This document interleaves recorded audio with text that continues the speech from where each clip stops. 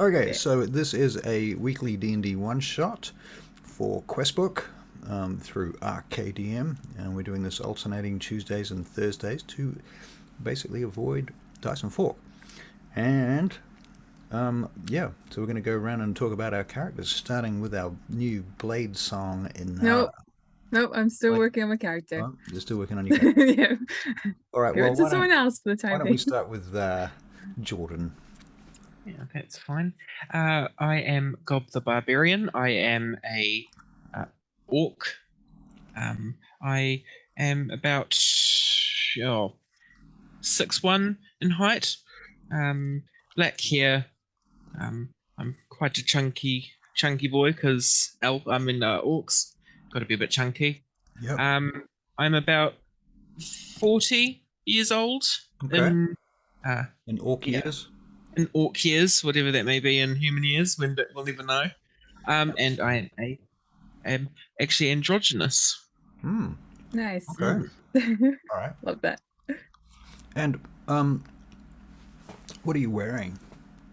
At the moment, I'm wearing sort of sailor uniform because I am a sailor. Then do quests on the side. All right. So gold. now that you're 5th level, maybe maybe this little group's done a bit of sailing together with you. I mean, Vaingate has a river running through it. It's a pretty decent-sized river too, so it's you can get decent-sized boats in here. Not the biggest boats, but certainly mid-sized and small boats. And you can sail as far as the Lockhart Lake in Sidariel Tulathion, the Elven realms. So you might have gone that far. I don't know. I actually doubt you might have been that far, or I don't know. Your 5th level could have done anything really. But you might be kind of instrumental to these guys' as past and previous adventures that have brought you through to 5th level, and we've decided you're all working together. Okay, so do you think you've got your own boat? Is it a party boat? Is it someone else's boat? Do you rent boats? It is a rented boat from the local boat merchant. Okay. Fair enough. Okay. For your information, somewhere in my millions of notes, I have the name of a mercenary company that basically do boating. They work on the Zephyrasti, actually, is the name of them. And they like escort other people's boats, escort merchants, stuff like that. So you might have all been somehow contracted to them at some point. I know that Barry's character, he's a elven ranger, so we were talking about him being a member of the company of Solanor, also a mercenary company. So you could well have been working side by side on the boat. And having a wizard around is quite useful because, you know, wizards, they do stuff, and on boats they can go around sinking other people's boats, setting fire to them at distances. Nothing more scary than being on a boat with a fire. You might also have things like gust of wind, which would be quite useful to have up your sleeve. Are you serious? Wow. You're giving me hints. I see. Boats around. To be fair, this adventure really has nothing to do with boats, so keep that in mind. Okay. But you will be staying in Vaingate for a little while, recovering from your previous adventures. You can. Which sort of whereabouts do you think you're staying? Is it a tavern, an inn, some rooms for rent, a boat on your boat? No, staying at the Broken Oak Tavern. Broken Oak Tavern. Okay. I like the Broken Oak Tavern. You like the Broken Oak. Okay. Very good. I'm thinking you guys must have been through Vaingate at least a few times, and you know a few people, and you have a little bit of a reputation at this point.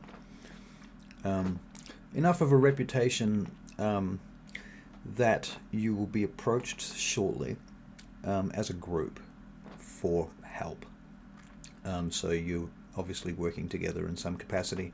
Barry, why don't you tell us about your character, being a wood elf from Sidariel Tulathion? His name is Val. He's a wood elf, and he's a ranger. Right. You come from the Moonbrook clan, by the way. Apparently, I come from the Moonbrook clan. Yeah. And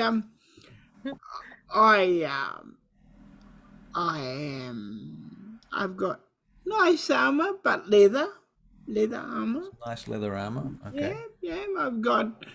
I'm quite tall, not as tall as my companion there. Yep.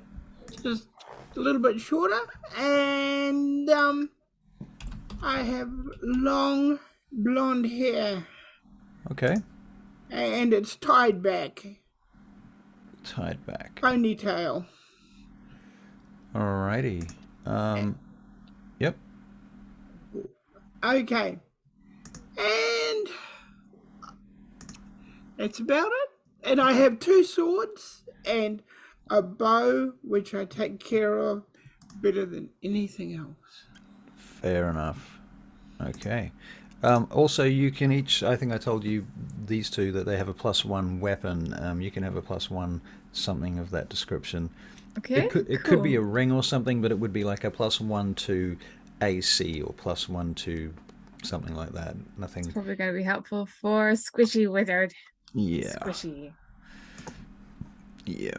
And Barry, I upgraded your armor from leather to studded leather, seeing as you described it as being so flash, and that brought your armor class up to 15, which will be useful, no doubt. Thank you very One much. more spell to go. One more to go. One more to go. Okay. Yeah. Oh, Gob's Yeah, it's just one more. There he is. He's back. I mean, I could say my character if you want. You can what? I can talk about my character now if you want. All right, great. Let's do it. I feel I'm in a good position here. Okay, so Anara is she's slightly like under average height for a human female. Okay. She has tan skin, with like gold eyes, well, kind of like ambery, and she's got like kind of thick black eye makeup. She has blonde dreads that are tied up. So Blonde dreads. Okay. well, they go from like black roots to blonde because she's dyed them.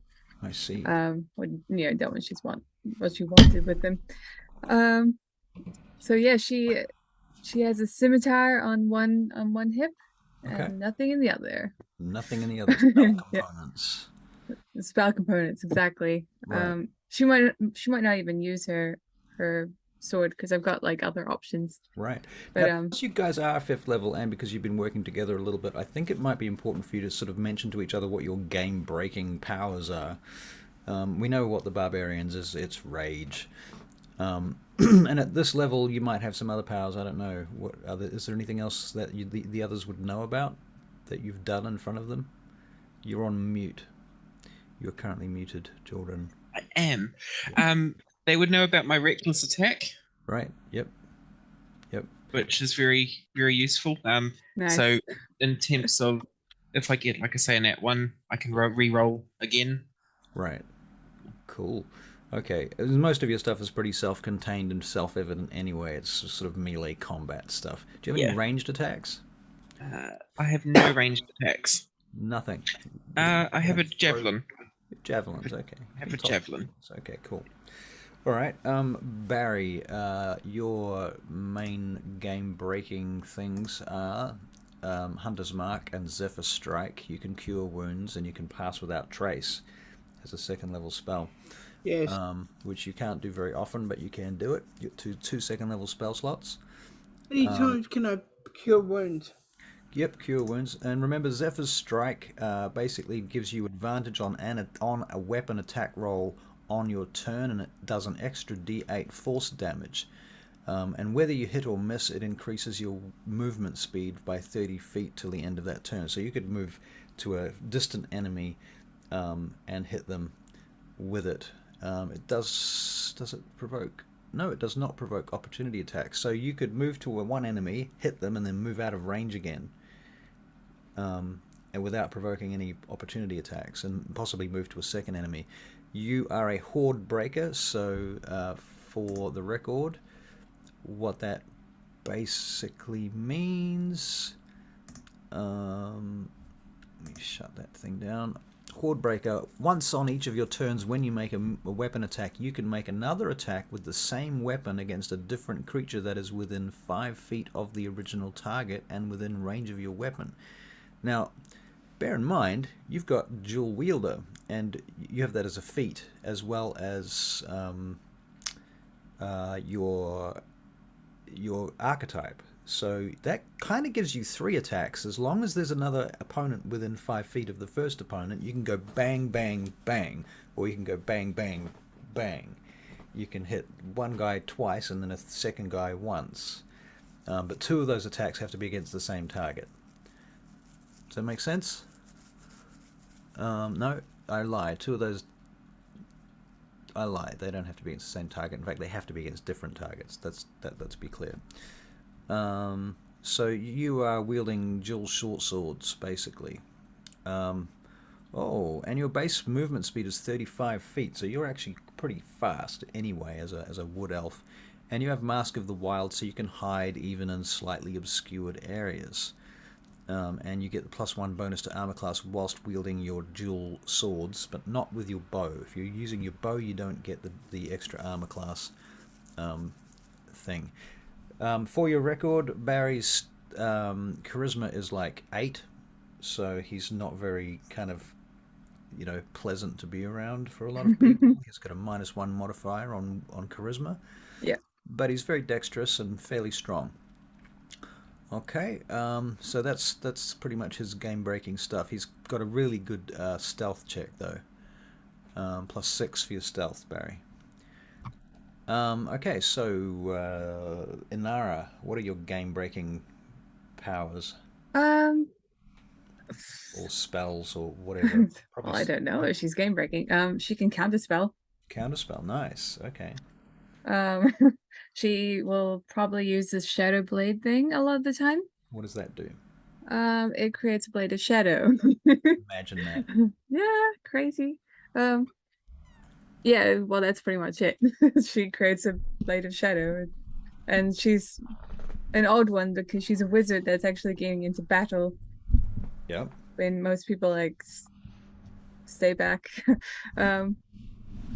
She's a human, so there's not much to her, to be honest. All right, so that's cool. Yeah. Excellent. So she's a wizard, and has anybody seen her do anything particularly exciting or interesting over the 5 levels that you've been hanging out together? No, she can't even see in the dark. Can't even see in the dark. Yeah, she's just a filthy human. Just a filthy human. Okay, do you guys have a name for your little group, or are you just a cluster of strangers that have happened to work together over time? I think we call ourselves the One-Shots. Okay. Right. That seems a bit accurate. Imagine, and very imaginative. Oh yeah, Zara has a camel. Sorry, Inara. Inara has a camel. A camel. It is far from home, this camel. Well, yeah. Raingate is a cold place. Well, I put a little blanket on him. Okay. So your camel is presently in the stable at the Broken Oak Tavern. Right. Okay, and so you're having got him a little hat and little boots. All right, so you've perhaps been out for the day, shopping in the various markets, looking around, getting to know the place a bit more, picked up a few objects of interest, possibly some fancy clothes or something, possibly jewelry, whatever it is that you're interested in, that sort of thing, and you make your way back just after sundown to the Broken Healing potions. Healing potions. Okay, you want healing potions? Yeah. All right, I'll keep track of healing potions on paper. Okay. Rather than on the character sheets, because they're too much trouble to work with. Okay. Okay, so healing potions. Do you all have? I guess we'll just give you each 2 healing potions. All right. Okay. 2 normal standard healing potions. Well, they do 2d4 + 2 healing. Okay, sweet. Okay.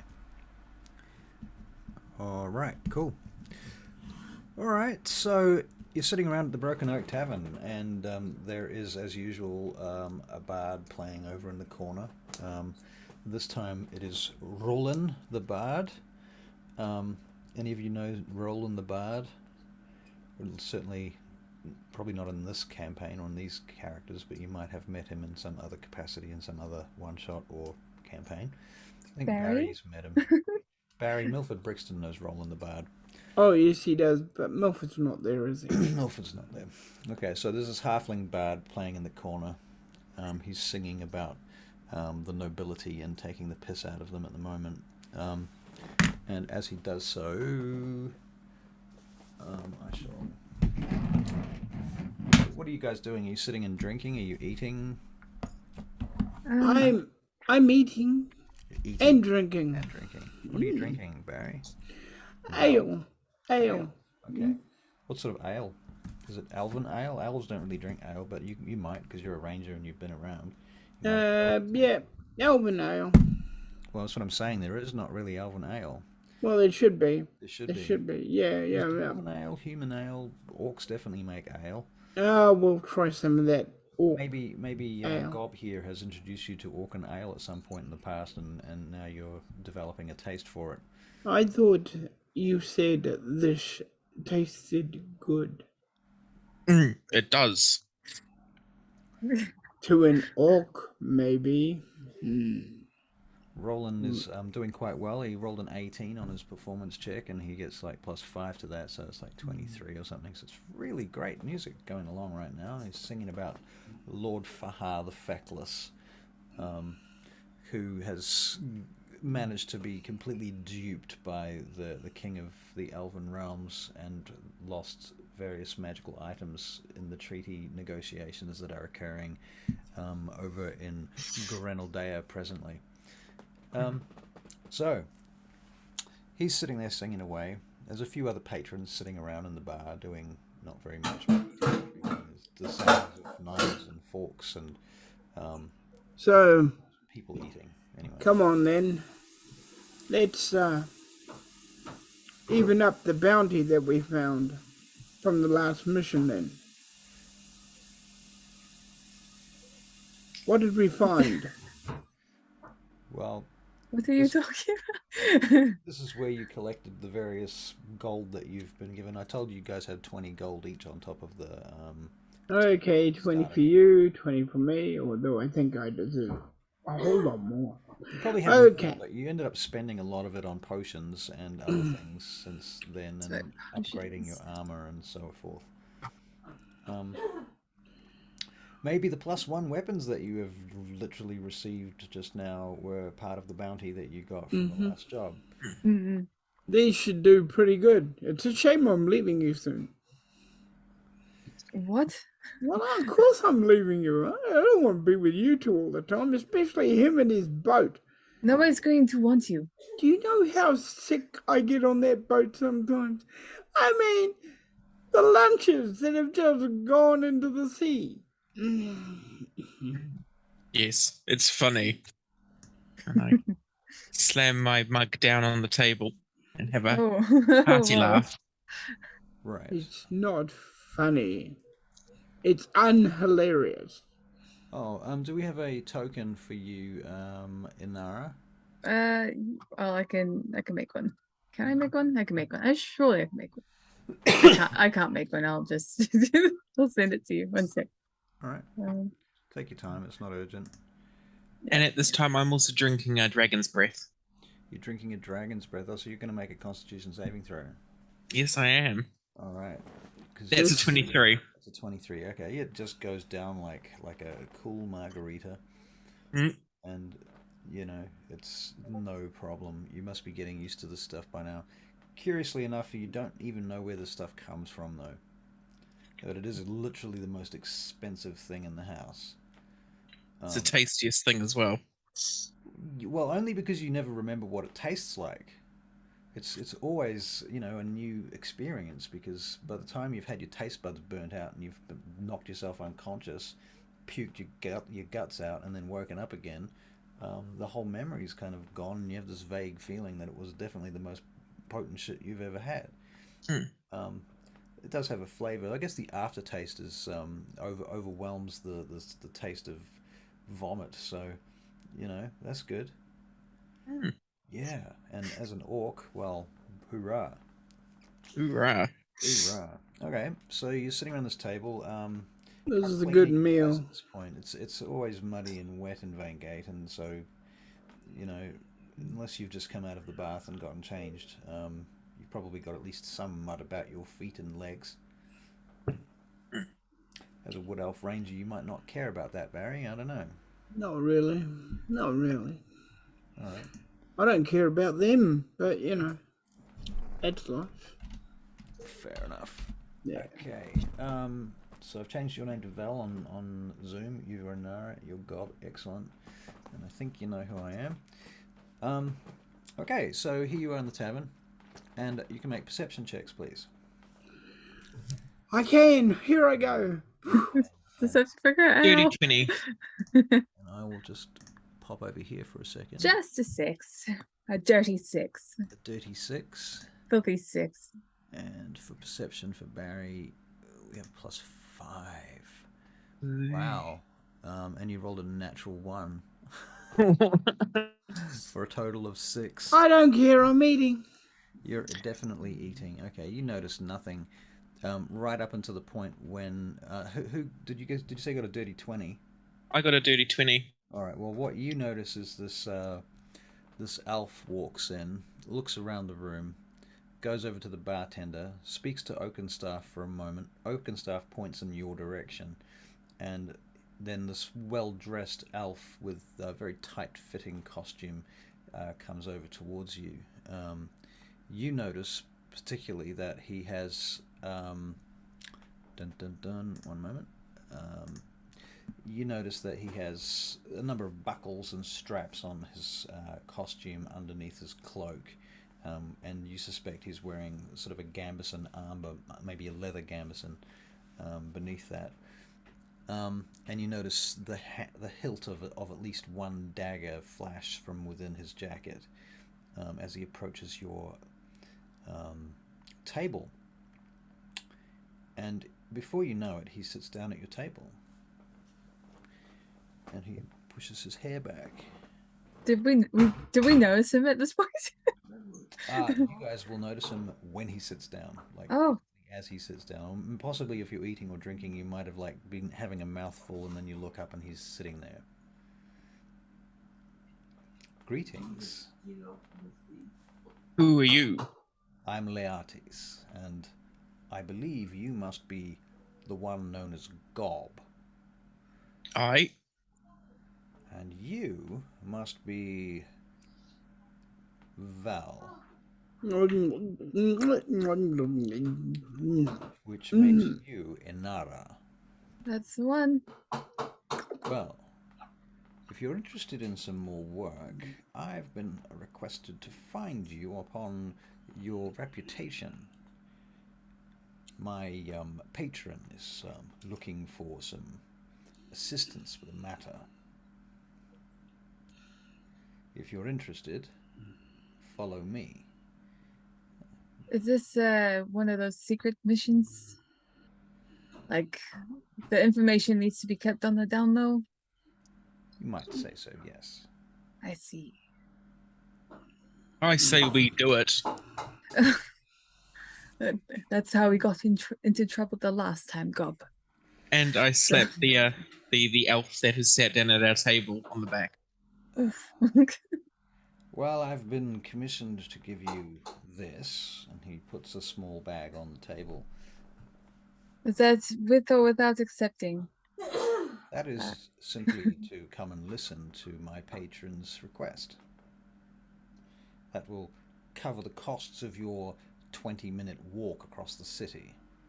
More than I'll open it. I expect.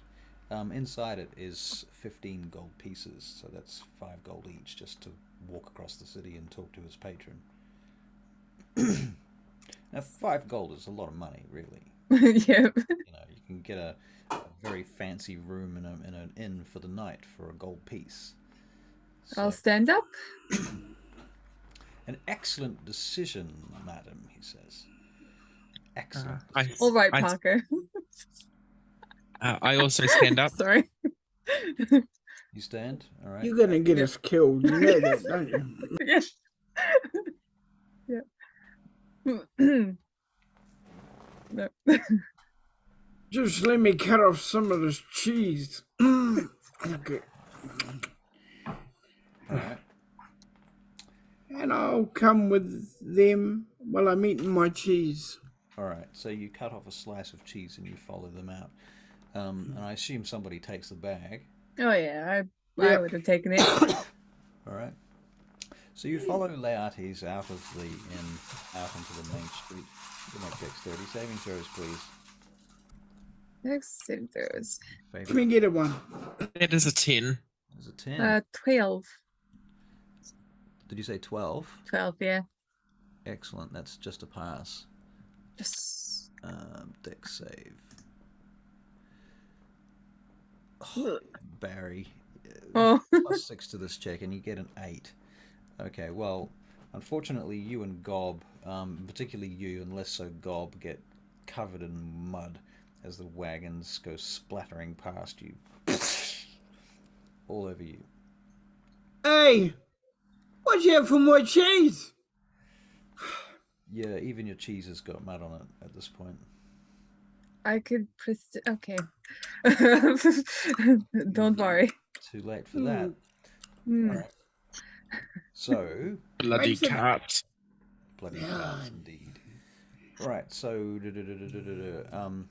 you follow Laertes through the city. Why is my face out of sync with my voice? This is very weird. It's all right on my end. Is it? Yeah, it's fine here. 2, 3. Yeah. Okay. You know, it's fine. Oh no, it's stuffed up now. It's stuff. Yeah. Zoom. Maybe Zoom. it's You know, it's around here or something. Who knows? you know what's happening. Sort of soon enough.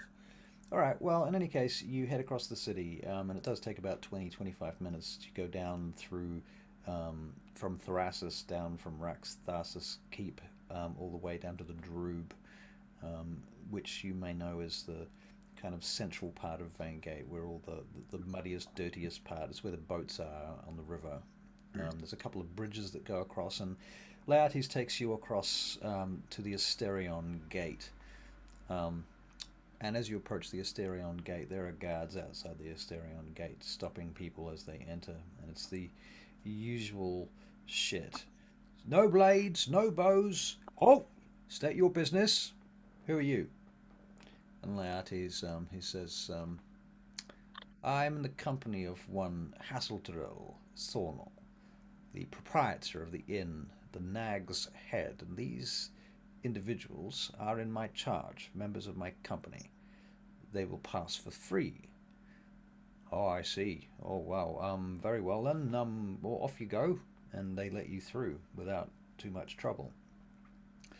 And so you head on through to the Elven Garden District, and you pass the various pagodas and bridges and fountains and waterfalls and the sculpted architecture and landscaping that has been done here to kind of make it look like an elven home, as it were. Sort of very at home for you, Barry, because you're a wood elf, and this is kind of the style of the wood elf city, Lithlian, very clearly and distinctly portrayed here. It's a little bit fake though. It's kind of the commercial version of it. In any case, you move on through, and as you come in here, the rain stops, oddly enough, because of, as we established last night, Jordan, because of elven magic. And as you come out the other side of this kind of bubble of no rain, you come upon some dirtier streets, and there is an inn there called, well, it's not an inn, it's a tavern, called the Nag's Head, with a horse's head plastered up on the sign in blue, big blue horse's head. And there's a narrow door. It looks like it's about 2 stories high. It's not a huge place. It's fairly nondescript from the outside, at least. And Laertes opens the door, and he opens the door, and he takes you in. Within is this two-story mezzanine tavern, and the walls are lined from floor to ceiling, the second floor ceiling, with bottles of various colours, and some of them even kind of emit a faint fairy light from within them. And you may or may not recognize them as various types of elven meads and wines and alcohols of various descriptions. And it's pretty much exclusively it's a wine bar, basically. It's an elven wine bar. And presently there are no patrons here at all. There's nobody staying here. There's nobody eating or drinking. But up on the top floor, there's a set of stairs that wind around this wooden banister, very intricately carved wooden banister that takes you up to the top floor. And there's a table there where there is this finely dressed elf. And Laertes takes you up. He says, "I should like to introduce you to my patron, Hazeldrill Sornel." And Hazeldrill steps back from his table, pushing back his chair, and Laertes walks around and pulls out 3 chairs for you. Thank you. Although we could really do that ourselves. I'll take a seat. Very well. Hazeldrill kind of looks at you as you sit. What are you presently kind of thinking, feeling? Look at him. I guess well, for me it's like I feel like my femininity is being challenged. I suppose. Really? Weirdly enough, okay. Like I can do this myself. Thank you. But I grew up as a noble, so he also did it for the orc and for the ranger, so yes. You know, it's more a case of being polite. I think it would have been like she would have like had her chair done first, and then the others would have been done. So it's just a gradual. Oh, okay, right. He's just being polite. Right. Fair enough. Okay, so you sit down. Yeah. Barry, do you sit as well, or? No, I prefer staying because then you can burst into a run when things go wrong. All right. Right. So you just step back, stand behind your chair. Yeah. All right. Well, Laertes brings over a corked bottle of this sort of amber-coloured liquid that seems to have this faint glow from within it. It looks like some sort of elven honey mead, perhaps. Now, also, for you, Barry, your character is aware that the name Sornel is a name that elves take when they are trying to distance themselves from their real, actual lineage for some reason or another. Okay. Most other people don't know this, but the elves are aware that if you change your last name to Sornel, it means you're trying to escape or run away from something. Usually. Okay. That's pretty common in this world, at least as far as you know. Okay. Okay. Well, Hazeldrill looks up at you, Val, and he says, "You choose to stand, sir." I do. Well, I suppose that's reasonable, given the circumstances. I perhaps wouldn't trust myself either if I was in your shoes. In any case, I was wondering if you 3 were interested in making quite a lot of cash quickly. I have a small, I suppose you might call it a mission. I think we need the details. Of course you do. 250 gold pieces each. I am looking for an amulet that has been stolen recently en route to Hemithtireth. Hemithtireth is the capital city of the High Elves, and Sidariel Tal-Ruatha some 8 weeks away. None of that is particularly important because I believe the amulet has been brought back here. I've heard a rumor that it has been stolen by a small group of unsavory characters calling themselves the Leppers of Nort. Now, did you say lepers? Yes. Lepers. Some of them are in fact lepers. Gross. But okay, no, that's fine. Continue. As far as I'm aware, the condition is not contagious. So you shouldn't fear touching them when you splay them, open and spread their blood upon the ceiling. In any case, the Leppers of Nort have taken this particular amulet, which, by the way, it was procured from the Black Guards of Sidareal Tal-Ruatha, from our dearest and most favoured of all nobles, Lord Fahar, who sold it out from underneath the Treaty of Vangate against the wishes of Queen Clareska of Scartabal, and thusly it is worth quite a lot of money. However, having it in your possession will make you a marked target, and you'll never get away with it. So, and there's nowhere to sell it, believe me. So, I might be your best option. That's my suggestion for you, anyway. In any case, I suggest that if you were to track down one of these Leppers of Nort and find out anything you can about what its whereabouts might be and whether you can bring it back, I will give you a bonus if you can bring it back intact. Seems pretty simple. What do you all think? I agree with the job, and I grab a bottle of honey mead and open it and take a swig, just out of the bottle. Right, okay. So You get what you paid for. pop open the bottle. As you put it down, Laertes looks over at Hassildrill and then back at you, and Hassildrill waves his hand. Laertes just pushes the bottle over to you, and then he goes over to the shelves and comes back with a second bottle and some cups this time, which he was going to put on the table anyway, but you beat me to it, so what am I going to do? Okay, so he starts pouring out 2 glasses of honey mead for each of you two, at least, Inara and Val. So who's in charge Thank of you. these? Who's in charge of these lepers, and where are we likely to find them? Well, who's in charge of them is a little bit more tricky. Oh, I thought that was going to come. Yeah. Well, you see, the leader of their group is one Hydra Corthada. That's, according to rumor, hard to track down. But if you search around in the streets of Nort, which is a district not terribly far from here, you might discover one of them whom you can interrogate for more information. Hear that, Gob? Something you might like. Yes. Interrogation. Oh dear, oh dear.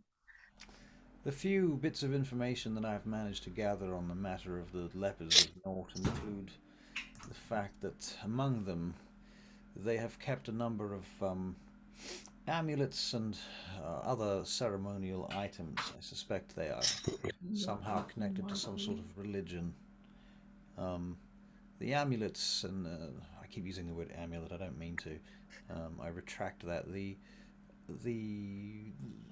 religious items that we have thusly acquired or have information about seem to, according to my friends, relate to a deity far to the south from a place called Salim.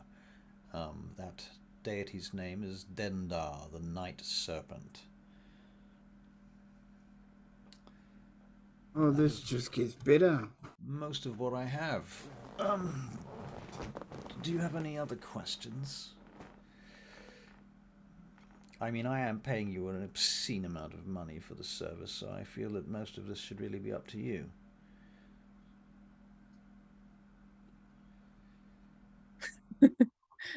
Very well then. If you're done, then I shall expect some sort of results in the next 24 hours. Please do return here for a report when you're done. Evidently, your 250 gold is sitting on that shelf over there in that box. I wouldn't attempt to open it without my approval. Why are you telling us that? So that you know that the money is here. But how can we see it? How do we know if it's there if it's not openable? Look at this place. Look at the mead you're drinking, young lady. Do you think I cannot keep my promise? I mean, Affluence.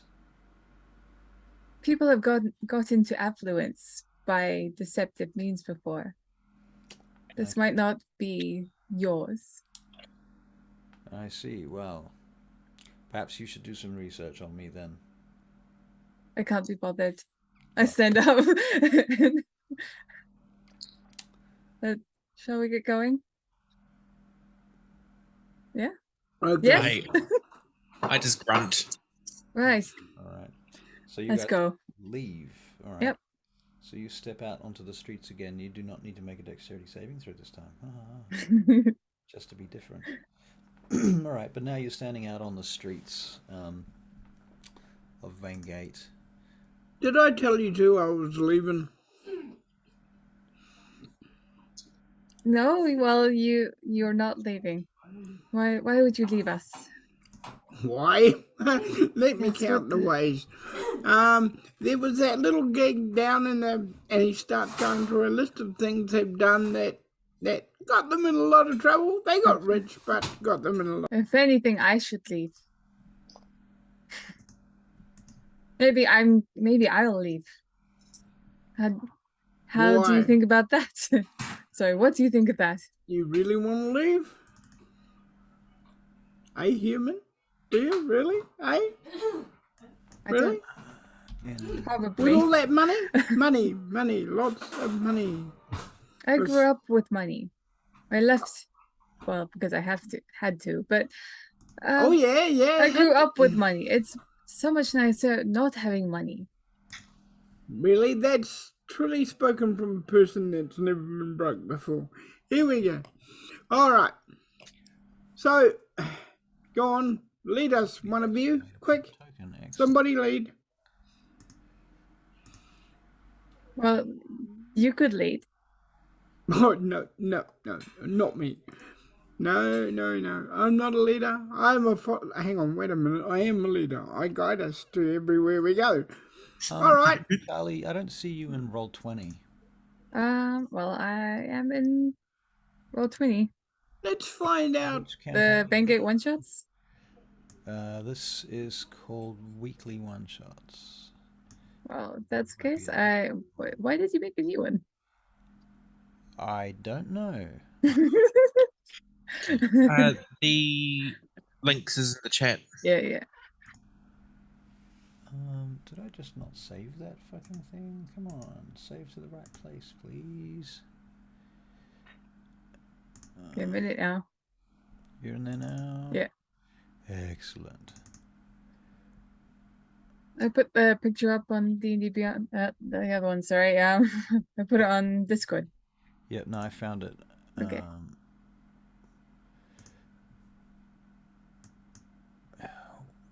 What the fuck? Why is it? Wait a minute.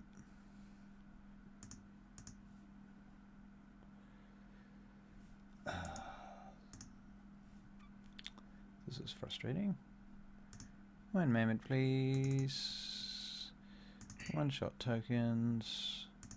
Oh, is it because I'm deleting the .png part of the file name? That might be it. Yes. Okay. Doof. Alright. This is games. Here we go. Put that in there. Drop you over here.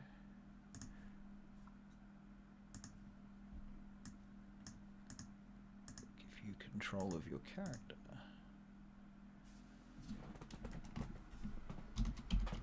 Inara is controlled by...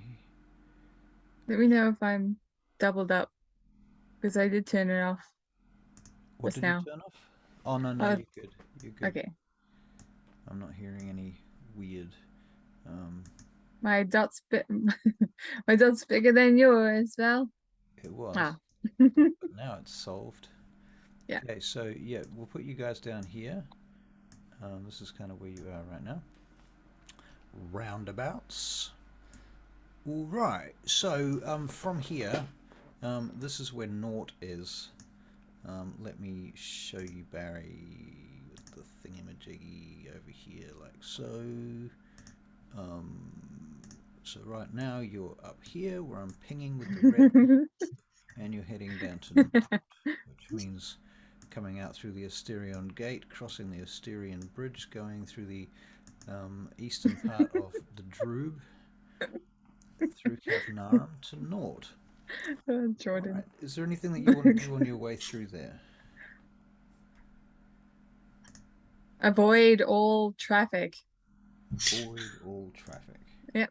Or at least if we see a cart go by, we instantly use the dodge action. You're just going to hold the dodge action Yeah. as you move through Vane Gate. That's probably a good idea. Yeah. That to me. It's genius. I know. Genius. That's why I've got high intelligence. Right. Okay. So you move through and you get to Nort, which is, despite the fact that it is in one of the nicer parts of the city, it's the shittiest part of the nicer part of the city. If that makes any sense.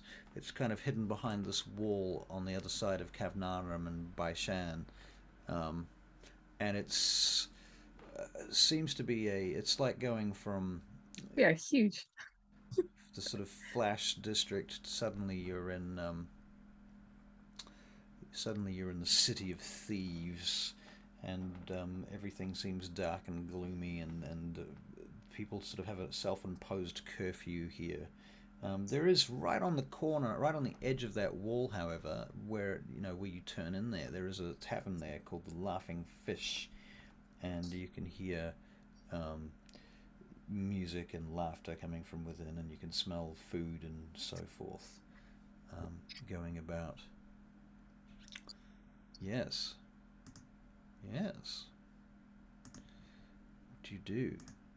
Anything interesting? I mean, you don't have to do anything. We can Just hang out. Let's play some dragon chess for 2 hours. We could go to the Laughing Fish. Why? Why would we go there? We've already been to. Well, I a didn't get tavern. I didn't get to finish my meal back there. Oh, for Pete's sake! There's a piece of cheese. I mean, look at this piece of cheese. I take it out of my pocket. wipe the mud off it. I had to take that piece off because it's dirty. Give me the piece and I will prestidigitate it for you, okay? Just put it in my hand. Is that going to be painful? No, just put it in my hand. Okay.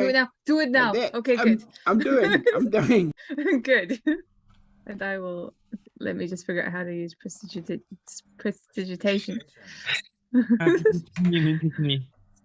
Just need to figure out what ingredients are required. And she's trying to say.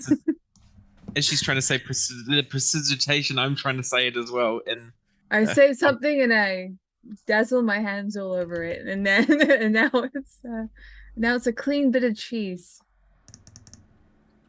There you are. Enjoy.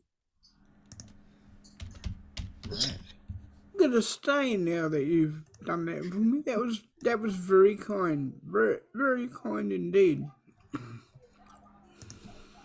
Really, I was doing myself a favor.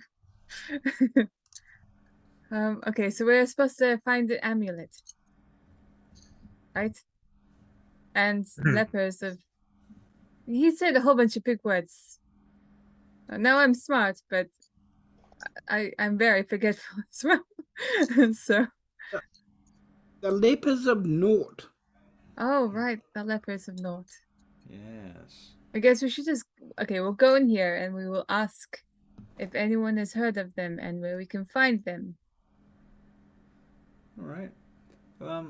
Very well. So you head into the Laughing Fish Tavern. Yes. That is the impression I have from you. Yes. Yes. All right. Now you can get more food if you want, Belle. Well, we'll do the work. All right.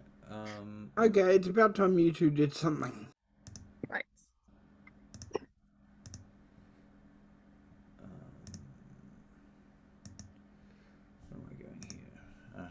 Okay, so you go to the Laughing Fish Tavern, and there is in fact two bards playing in the Laughing Fish Tavern. Oddly enough, both of them are halflings too. Seems to be halflings are the trend at the moment around Vaingate. Everyone wants halfling bards. And they get paid quite well. Any of you guys actually from Vaingate? I doubt it. I have a camel. Right, no, you're not. You're from Saxaxilim. Nice. Awesome. Well, that's interesting. Okay, so can you make a history check, please? All of us? No, just you. All right. I got a B. Natural 26. Natural 26. Yeah. Um, Yeah, I'm gonna get prettier dice. okay. Well, a natural 20. You know how he mentioned Dundar the Night Serpent, and he said that they may have connections with some sort of some group far to the south, and Saxalim is from the south. Right. And he mentioned Dendar the Night Serpent, and you have heard this name before. There is a very scary cult to Dendar the Night Serpent, and they have ties with some strangers that come from the jungles of Kurgasiax, and they have a reputation for being terrifying. Right. Is this somewhere where we're being directed to? Is that where the Leppers are? Is that what No, they were they saying? have connections with those people. Okay, they're just connected to them. That's just as far as because Hazeldrill mentioned Saxaxilim, and he mentioned the Dendar the Night Serpent, and your camel has given me the connection to put you from Saxaxilim, which allows me to give you this information as part of your backstory. Right. Okay. So, you know a little bit about this. So the serpent is dangerous. Well, the serpent is a deity. Right. The serpent is a deity, but So, and if the Leppers of Nort have connections with Dendar the Night Serpent, because they have found religious items on members of the Leppers of Nort who they have previously clashed with. Okay. So they're kind of working together, somewhat. That's the impression that you have. Okay. I'm going to order a drink, and start drinking heavily. Right. Didn't I have a good idea coming here? Look at you, drinking there like, hang on, you only drink like that when there's a problem. What's wrong? I think we're in a spot of shit. When you say a spot, how big is the spot? Huge. In what way? Gob, this is when you should be asking what way. Go on, ask Gob. Say what way. Basically, What way? I think. Oh, well, I think we're biting off more than we can chew, but When has that stopped us, eh? When has that stopped us? Yeah. Exactly. Another one. I need more. Keep them coming. Keep them coming. Well, you can make a Constitution saving throw. Okay. Right. Is that a saving throw? Yeah, there was a save. 4. 4. Wow. So you're actually quite ripped now, and on that matter, for the next hour, you have disadvantage on all ability checks, saving throws, and attack rolls. Excellent. So I'm just passed out on the table. Right. Oh, she's done it again. Oh, Gob, pick her up. I pick her up and put her over my shoulder. And don't forget to put her down when she wakes up, because she'll go, I am a woman, I can look after myself. And give us that long lecture that she always gives us every time she gets pissed. Come on, let's go. All right. So go over to the bar. You go up to the bar, okay. So there's a fellow at the bar, a human.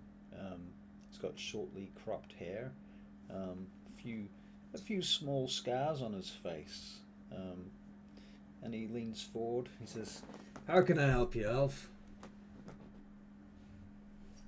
I need some information, good looking. Oh, well, there's a tavern, not an information stall. I'm sure if I give you 1 gold, maybe 2 gold, you might be a bit more helpful. Or perhaps. What are you looking for, sir? Who in this inn at this time knows a lot about the Leppers of Nort? Oh, shouldn't be go inquiring about them if I were you, sir. He lowers his tone considerably, so he's barely audible above the sound of the lute and the horn playing. Just keep going. Quietly now. Perhaps, give me a second, will you? You see that booth over in the corner?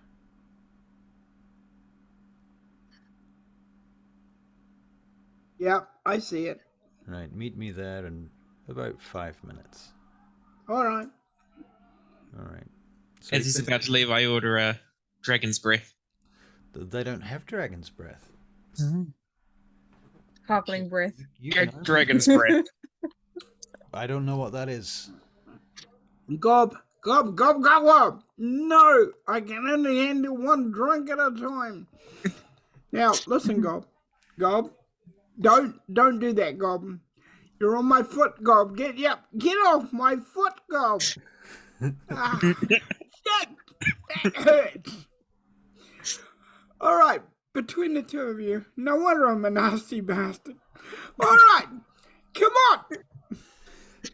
All right, we're gonna sit her over here like a rag doll. All right. Put her head up, Gob. She might choke herself. God. I lean her against a stall and make sure that she doesn't Right. die. Right. Fair. Thank Would you you. like to make a medicine check? Don't tell her I said this, Gob, but she looks pretty when she's drunk. Doesn't That she? is a 4. That's a. I think it's because her mouth is closed, probably. Okay, right. Well, she's dribbling at the moment. She's drooling,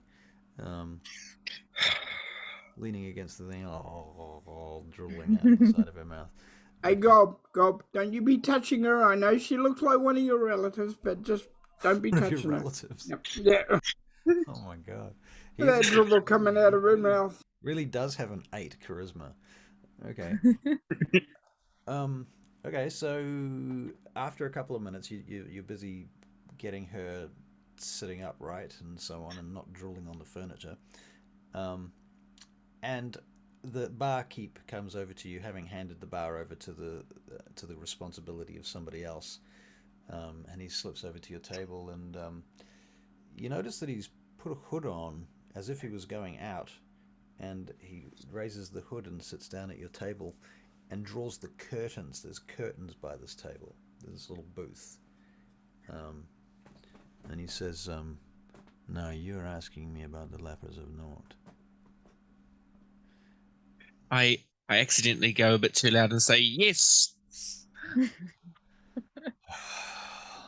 This is shush time. Shush time. Shush now. He says, you should Right. be quiet. You'll get us all killed. Is it best we speak in the alley? Or perhaps you'll be just as loud there. No, we can whisper. He'll be quiet now. All right. Oh, why are you looking for them? Well, I can't tell you why we're looking for them because it's best you don't know. I see. Well, We want to embrace them and sing Kumbaya. All right? you're looking Now- to make an alliance with them. I could be. Let's not say any more about that. Could be, might be, possibility. Look, I'm not saying Maybe anything in that's- that direction. around here, the Leppers of Nort are a well-known and established organization of well-known rogues and thieves and bandits. You would be best not to walk the streets this time of night, not beyond this tavern anyhow. This tavern marks the edge of their territory. one more street over from here, and you are taking your life in your own hands. Either that, or you're going to need to pay vast sums of cash of coin in order to pass through the territory. And given that this territory is something of a bottleneck, there's nowhere to go, so there's no good reason to head into there.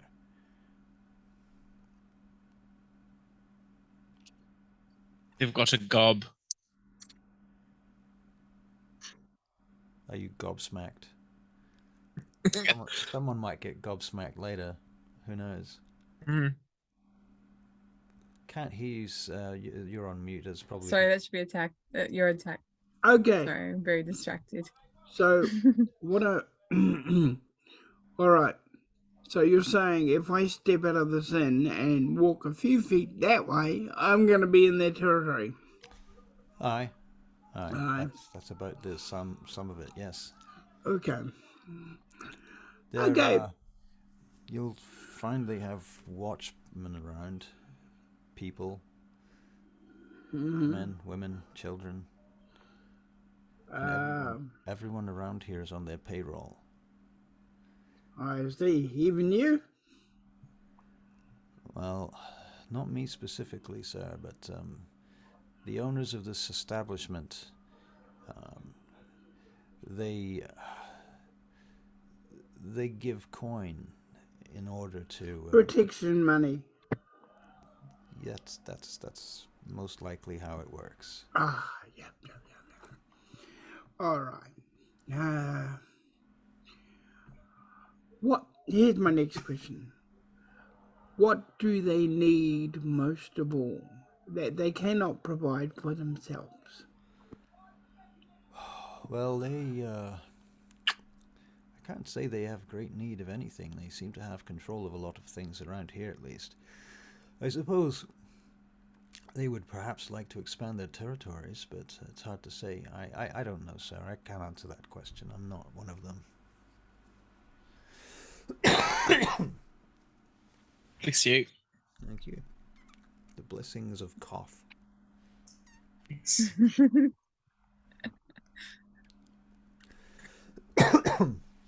I may make a green tea soon in order to combat the itchy throat syndrome. Probably a good idea. Yeah. All right. What are you guys going to do? Barry, are you talking? Because I can't hear you. Still can't hear you. Thank you for your information. Good sausages, by the way. Oh, no, I didn't pay for that one. Well, sorry. I can run you up a tab if you like, but if you're heading in to see the Leppers of Nort, I don't expect you'll be back, so probably best you pay in cash. Oh, yeah. Thank you for your help. Well, I would say you're welcome, but to be fair, I prefer you'd never come back here and speak to me on the matter again. Why don't you just make it their wish the way things are going tonight? Old Sleeping Beauty over here and Happiness Muscles over here. Yep. All right. Thank you. All right, Inara, would you like to make a Constitution saving throw, please? At disadvantage. That's a weird dice. Oh god, I don't like that. Okay, I'm gonna change my dice. It's so loud. But anyway, 12. 12. Jesus. That's with disadvantage. Yep. Let me have a look. See here. Well, I rolled 21 for my other ones, so yeah. Yeah. Yep. Okay. I see. Did you know that you can right-click on a stat and select disadvantage? Or you can just roll it twice. yeah. But I'm just... That's good to know, I suppose. Informing you how it works. Okay. All right, so you're beginning to wake up. You're still drunk and you're still at disadvantage, but you're not unconscious anymore. More. And there's More. No More? more. Oh. No more. Okay, big guy. All right. I won't do that. Oh dear. Well, I am going to go and make that green tea, actually, just to combat my itchy throat. My suggestion to you is you take a minute to yourselves and grab yourselves a drink, or you can talk about how you have saved each other's lives at least once in the past and figure Oh, out. I'm always saving their lives. I mean, oh, geez.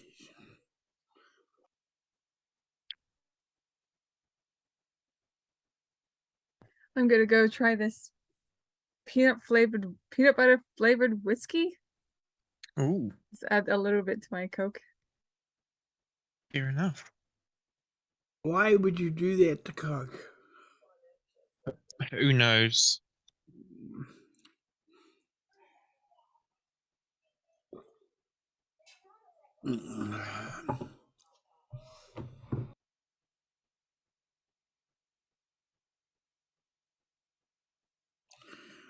I will just go and put my plate away.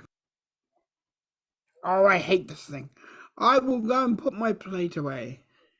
That's cool. Look. Peanut butter whiskey. My friends gave me this. Really? A friend? Okay. Honey, did you know there's peanut butter whiskey? I don't know what to think. Charlie's got some. I don't know what to think. Why doesn't he give us some? And she doesn't know what to think. My wife wants some.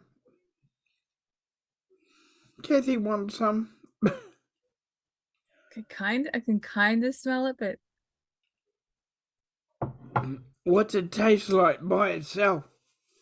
I don't know. I don't like drinking it straight. Oh yeah, the peanut butter is definitely there. That's for sure.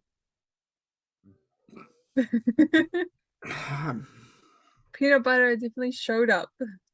Okay.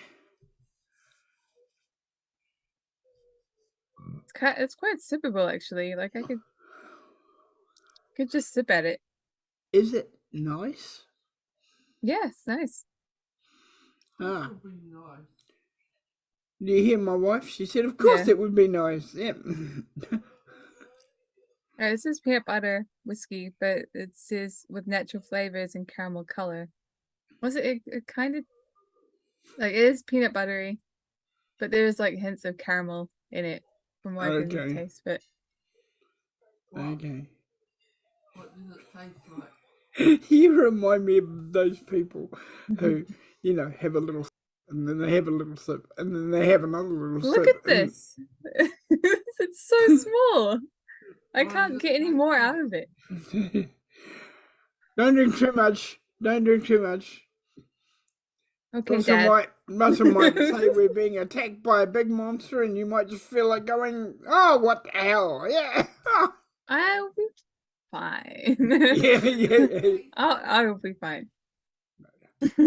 I believe you. I wouldn't. I'll just put this plate away. Okay.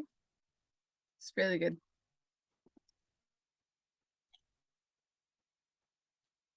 My mouth is so warm. Ooh.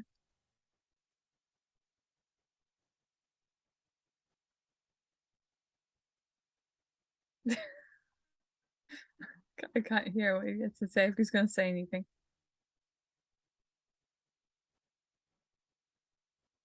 What? Bundaberg? I can't hear you. Hello there. Hello.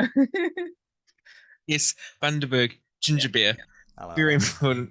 Bye, Barry. Look. Hi, bye. Ooh. Yeah. Here you go. Oh, crap. Peanut It's butter very nice. whiskey. Peanut butter whiskey. Yeah, it's good. Does it have any jelly in it? Oh, can't make it peanut butter jelly time. Yeah. Okay. So, are we good? Yes. Is Barry's he's just going to put his plate away, but he'll be back shortly. He's on his zoom chair, so he's like whips around. He's rocking it.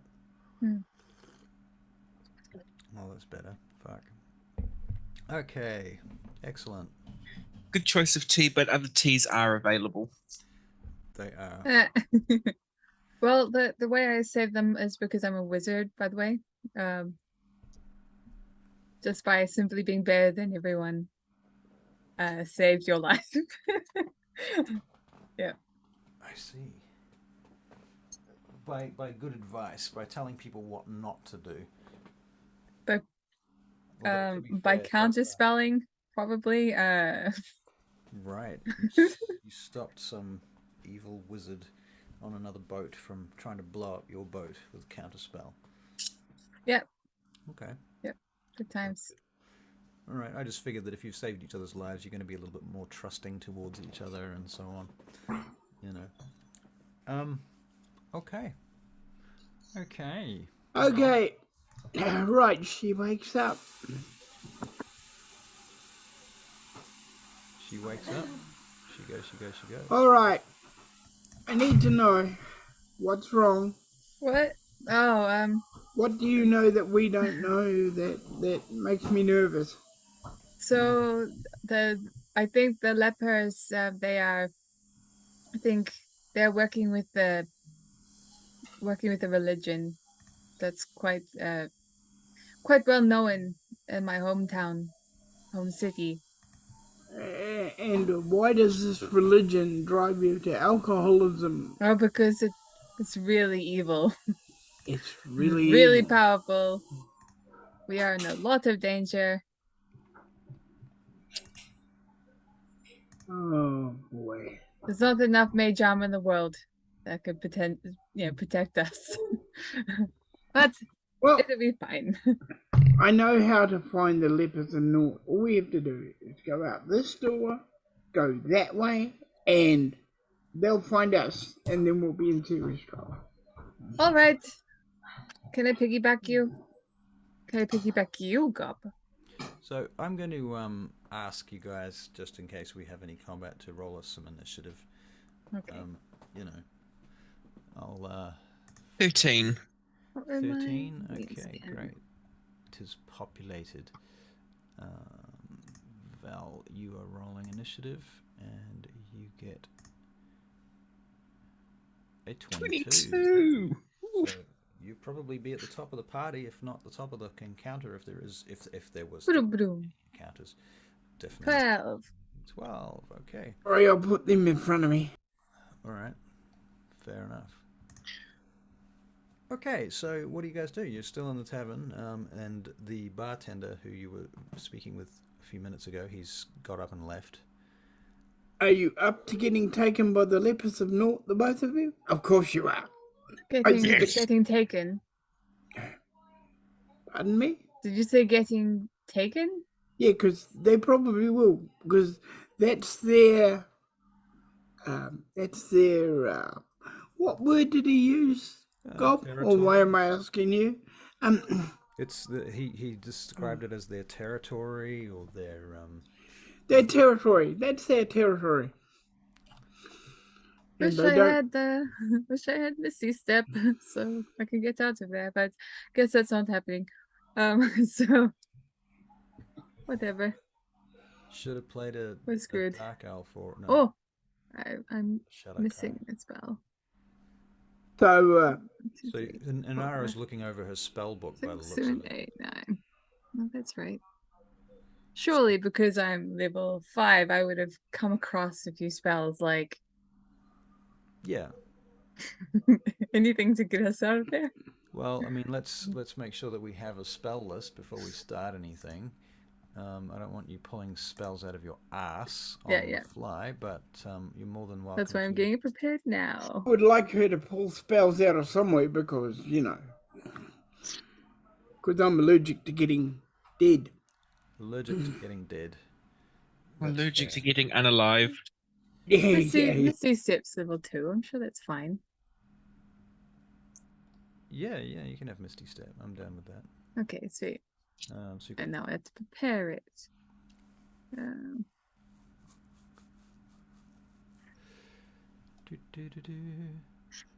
What? Hang on, I can read this.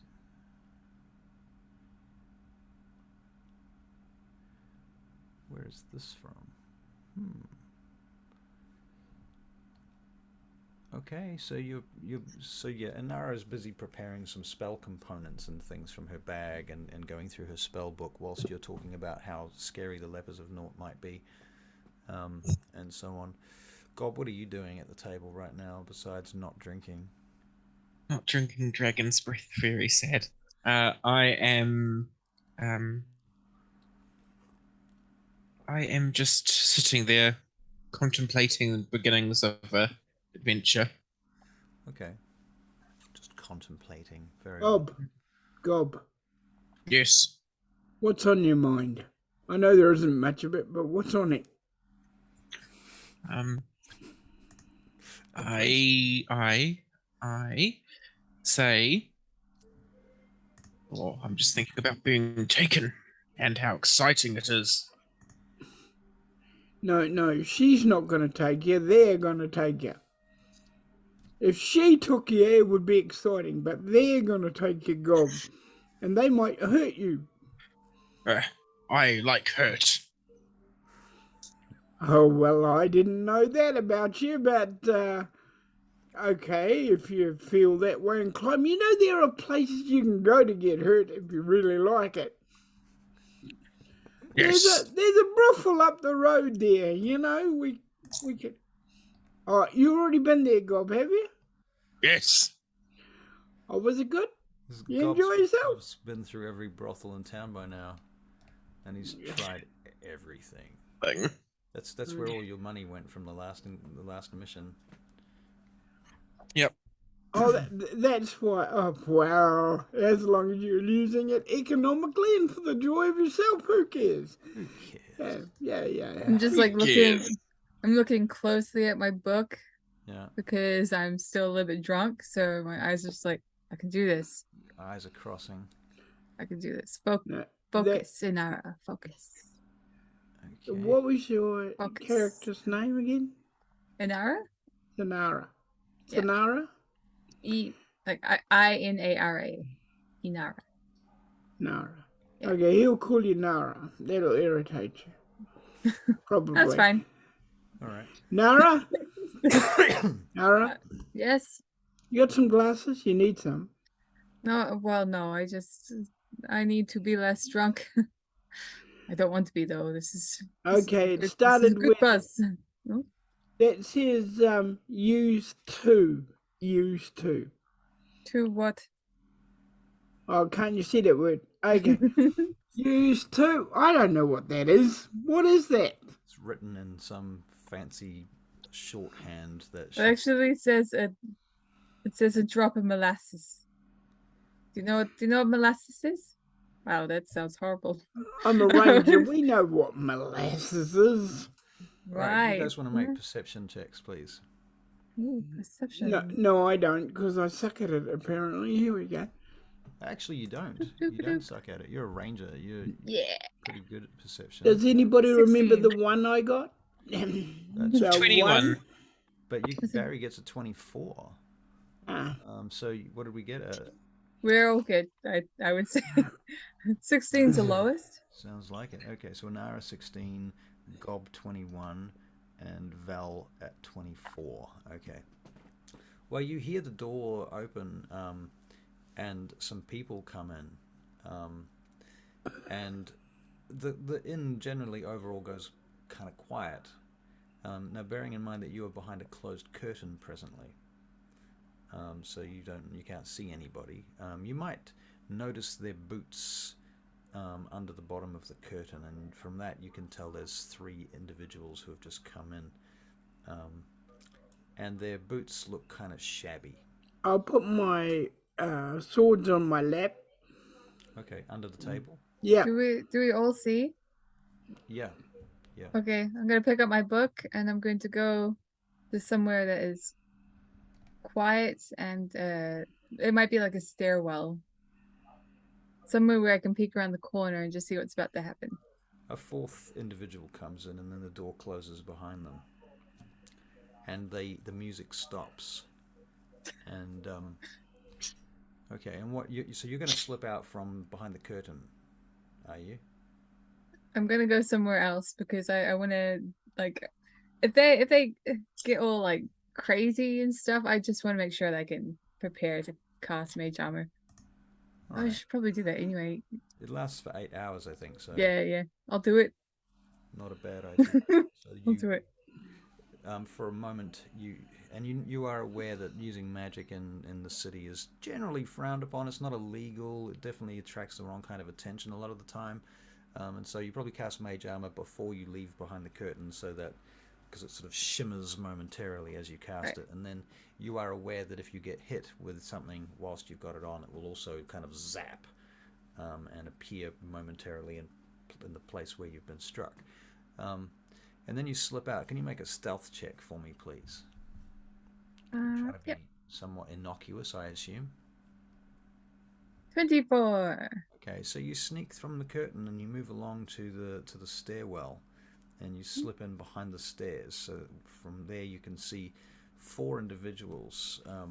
3 of them are wearing kind of raggedy-looking cloaks with holes in them, and they look outrightly like thugs. They've got bald shaved heads, and they've got they look sick. They're very ugly.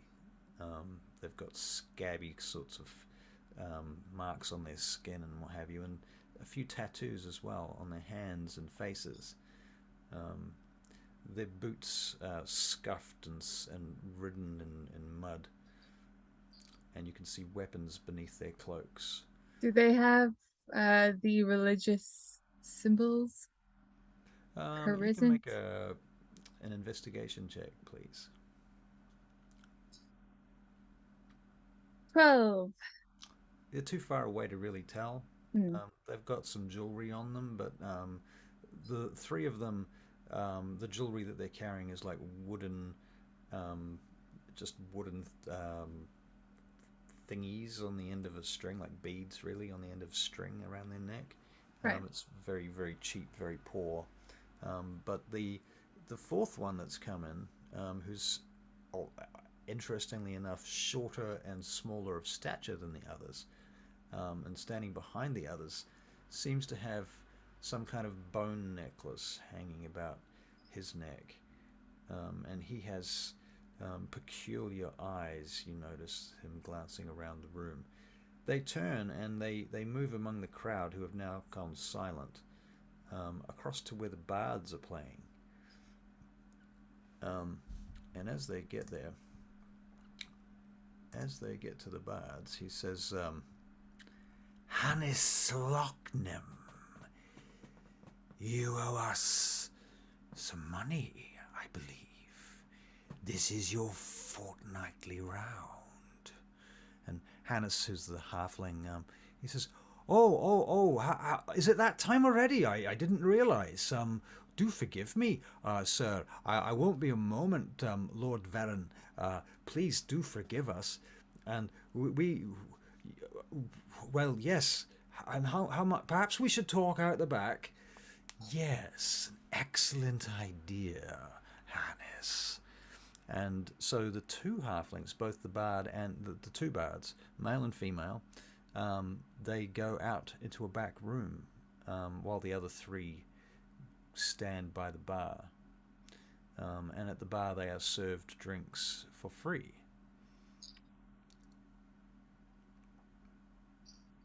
I'll look at the others being like... Now you can't see them because they're inside a booth behind a curtain. Right, and my stealth is... You don't happen to have the cantrip message, do you? No, God no. Wow, No way. just too damn useful, wouldn't it? No. I will. Very useful. No. Well, I could mage hand a slap at you if you wanted. Yes. What's the range on mage hand? Just 30. 30 feet. I mean, yeah, you could probably mage hand, but it is, you have to send your mage hand there, and so you'll have the spectral hand going. It's alright. I'll just walk over. Okay. All right, you walk over. Are you still being stealthy? You're just gonna walk over, kind of. I'll walk brazen? over. Yep. All right, fair enough. As you walk across the room,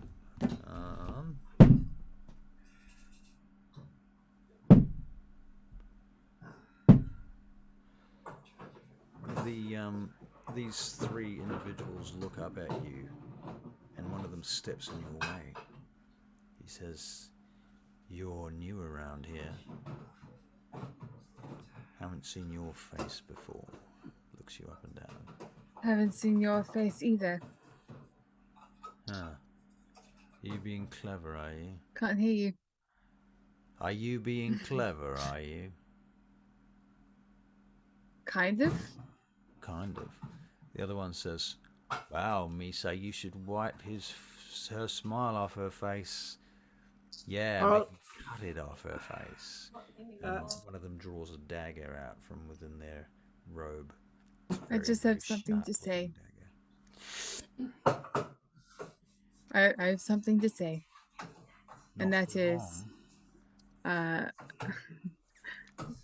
like to say that the word it takes to create my shadow blade, and then I will create my shadow blade. As you're creating your shadow blade, this individual goes to grab your face and has this dagger like they're going to try and cut your tongue. So you can you match my AC? Oh. Well, that's a good question, isn't it? Just as this is happening, I'm coming out of the curtain to go to the bar and get a drink. All right. Dun, dun, dun, dun, dun. What do we got here? Well, what is your AC with your mage armor on? 16. 16, is it? Yep. Well, he manages to grab your face with his hand, and is basically at this point it's a grapple check. So you're making a strength check to get out of it. Oh, okay. Well, I don't want to. I want to be here. What is this? Oh yeah. Well, just to get out of his grapple, basically. Okay, but I can attack him though, right? You can attack him, or you can get out of the grapple. Whilst you're grappled, you can't move from your space. Okay. I think I will. Does it take an action to get out of a grapple? Yeah, that would be an action. Yeah.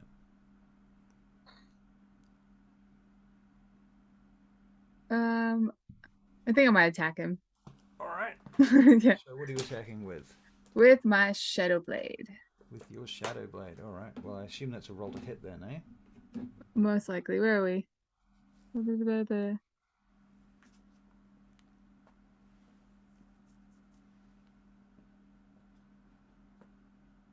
Okay. Is it dim light? Is it dim light? Yeah, it would be dim light because it's candlelit and. So I get advantage. And how do I attack this? Is it cast? Okay, no, I've already cast it. You've cast it, so what level is it at? It's at level. It's a second level. Second level, so it deals 2d8. Right, but you need to roll to hit with it. Okay. Maybe I'll just roll a d20. Is it on your actions list? Actions. No. Inara. Okay, let's have a look. Let's have a look at this spell. Shadow Blade. You weave together threads of shadow to create a sword of solidified gloom in your hand. This magic sword lasts until the end. The spell ends. It counts as a simple melee weapon. Okay, which you're proficient with. So you get to add your proficiency bonus, which is... What's your proficiency bonus at level 5? There's no bonuses beyond... 3. It's okay. plus 3. Plus 3, okay. I'm just going to roll 2 d20s. All right. Is that right? Okay, sweet. Yeah, it doesn't... Oh my goodness. What did you roll? Oh, sorry, I just rolled a 15, but these crazy dice that I just bought, they are insane. They do some strange stuff. Okay, so 15. 15 hits. All right, okay, so you're doing 2d8 shadow damage, is that right? Or force damage? It is. This spell lasts for a minute and psychic damage. Okay. Psychic? Okay. Yep. And what was that? 2d8. Yep. Okay. And you can roll that straight off your character sheet, right off the spell itself has the 2d8. 3d8 actually. Okay. 2d8 because you're casting it at second level. Well, I've got it all set up to over this side anyway. So 13 13 points of plus. damage. He immediately collapses to the floor and is out like a light, like Good. he's either dead or unconscious. You're not sure which, but there's blood coming out of his nose. And the other one, I'm gonna like look at the other one, just like, do you you want a make bit? do you Want want a to make piece? an intimidation check? I'll give you advantage for having just killed his friend. Okay. Intimidation. I keep forgetting I could do the doubles. Okay, 1 sec. Let me just roll again. 13. I will remember. All right. Damn it, that's not right. Okay. 13, did you say? Yes. All right. He just ignores you, and he lifts his mace from within his cloak and swings it at you.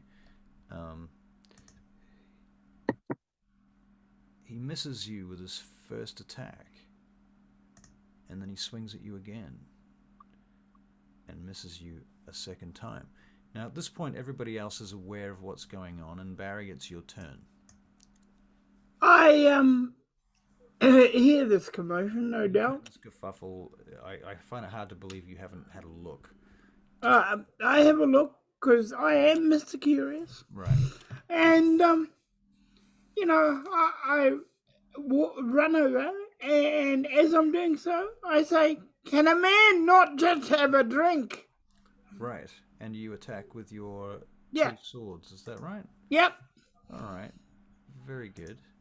So let's take first short sword attack is at +6. It's a miss. And I'll have you know, Ugly, this is a pointed question coming right now. The first sword is blocked by the mace of the third one of these guys who's not on the floor unconscious. Go. Your second attack, now because you've got this horde breaker thing, you could attack the third one as well, the guy that just blocked your attack. I'll do that. Okay. And that hits. You do 1d6 plus 3 damage is 8 points of damage to him.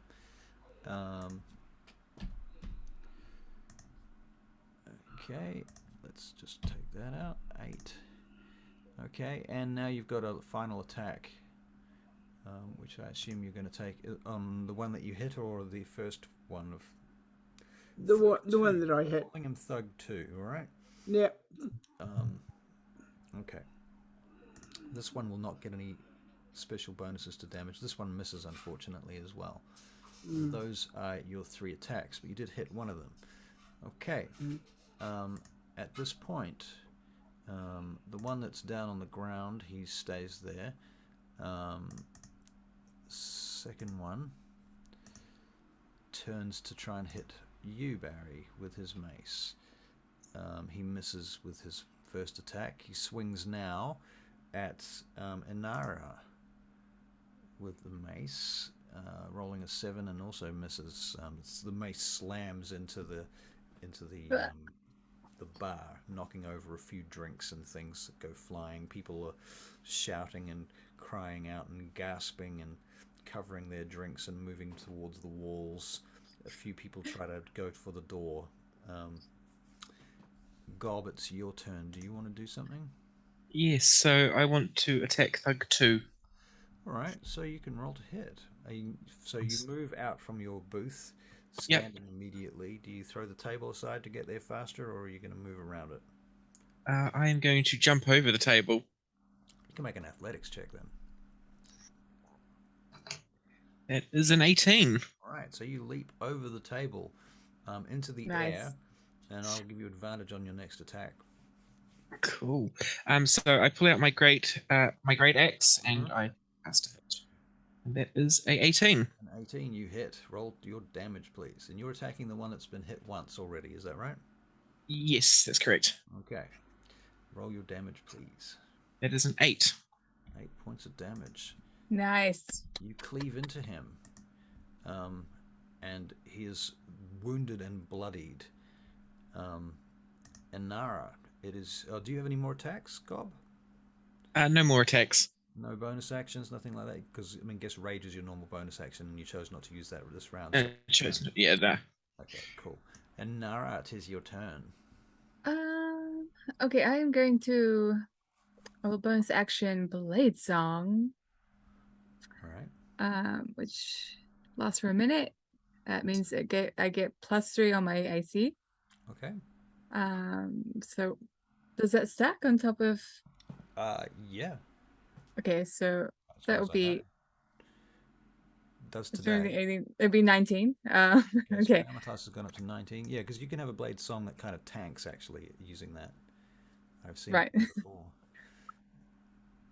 All right. Yep. Okay, so I'm going to attack another person. And I'm going to. You're going for the one that's been hit before, or the totally unhit one? I'll go for whoever's in front of me. Okay, that's the one that actually, not the one that grabbed you. You put on the ground already. The Okay. second one has been struck twice. The third one is untouched. Yeah, I'll go for the one that has been. Okay, so Attacked. you're rolling to hit with your shadow blade, I assume. Yeah. All right. You still have advantage because of the fact advantage because it's in darkness. Yep. Yeah. So 25. that's not how it should have worked. What? What? That is not how that should have worked. No. Okay, so it's with advantage. You've got a 13. All right. Plus Okay. 3 is 16. Thank you for doing that. You're welcome. 16, does that hit? Sorry. Yes, that does hit. Yep. Okay, sweet. So All it right. is 2 to the 8. All right. Wherever you may be. So 11. 11 points of damage. Okay. It definitely hurts him, and he's very upset about it. Good.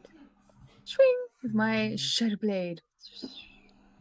Okay, is that the end of your attack? You have any other actions, bonus actions, movement, flavored dialogue, reactions? I could walk away from him.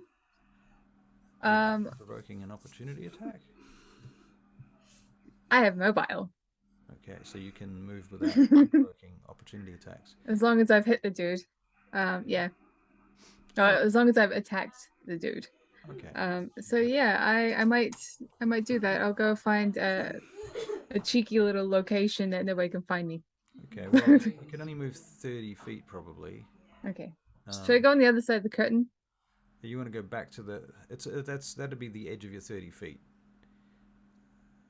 You could just get to the curtain, and you could pop through the curtain if you wanted to, but I think everyone knows where you are if you did that. I'll go back 30 feet. Okay, Yeah. so you move back 30 feet. Okay, very good. Then the final untouched thug, number 3, he swings at you, barbarian gob, with a club, basically. Woof, it swings over your head. You easily sidestep it as it swoops past your face. That's his first attack. He comes swinging back at you a second time, and is even worse than the first attack. But he's smashing these big wooden posts that come down through the place, holding up the roof, and now they're both cracked. At which point, Val, it's your turn. You've got your swords out, one in each hand. Yep. You're going to do your usual trick, or you? Yep. I'm going to do my usual trick. Okay, so you're just attacking with 2 swords. Yep. First attack is a 22, which most certainly hits. Oh, that's good. Good job. Okay, and how do you kill the first one? The first still standing. I just stab him in the throat. All right, so Cool. he And go. sprays blood across the tavern bar. Yep. Okay, and your next attack, you can now. Right, so Hordebreaker, you go for the second one. This is still with the same sword, so if you hit, you still get your maximum total damage. 16 again does hits. This time you do 7 points of damage. Yep. 7 damage to him. Excellent. Okay, and you've got another attack left. This is a non-horde breaker attack, so it does not get your damage bonus, Okay. but it does hit. Nice. Fuck. Okay. Val. What were you again? A ranger? Yeah, he's a Mm-hmm. Wow. 4. Okay, so you just do 4 points of damage to this guy, and this time you cut him good. All right, that's your end of your turn, Val. Unless you've got anything else you want to throw in there. Are you ready to give up then? I think they'll be ready once we've killed them. All right. At this point, you're hearing shuffling noises coming from up the stairs, which is where the main dude went earlier. And so he appears at the top of the stairs. That's the end of his turn. Thug C is dead. Gob the Barbarian. There is one left downstairs. I use my great axe and I swing at him. All right, roll to hit. 19. That Yeah, good job. All right, let's have some damage. 3 damage. What? I know. That is Yeah. what Yeah. is going on? Okay, do you have any other attacks? Do you only have one attack per round at 5th level as a barbarian? Yes. Really? I could use reckless, but that's only when I've rolled really badly. Combat adrenaline rush. You can dash as a bonus action 2 times per long rest. Okay, rage, reactions, other, relentless endurance. Really, you don't get. That is very sad. Okay, but anyway, you get big hits when you do hit, and you've got rage. So cool. Okay then. So that's your attack. You swing and you miss. He blocks your axe, your axe with his mace, and pushes it back away from him. I thought I hit. Oh, you did hit, but you did hit. You nick his shoulder as he guards it. See, I fixed my description. Yeah, I'm listening. And Nara, it's your turn. Do I see the dude? You can make a perception check. Okay. Perception. Where are you? Where are you? Ooh, guess not. So that's fine. I'm going to run back into battle. So you zoom in back into Thug B, who's surviving. Yeah, on by the way, ground I have floor. 50-foot speed. So Wow. Okay. Woof. You go in, whack him, roll to hit. Yep. all right. Wish I could charge him.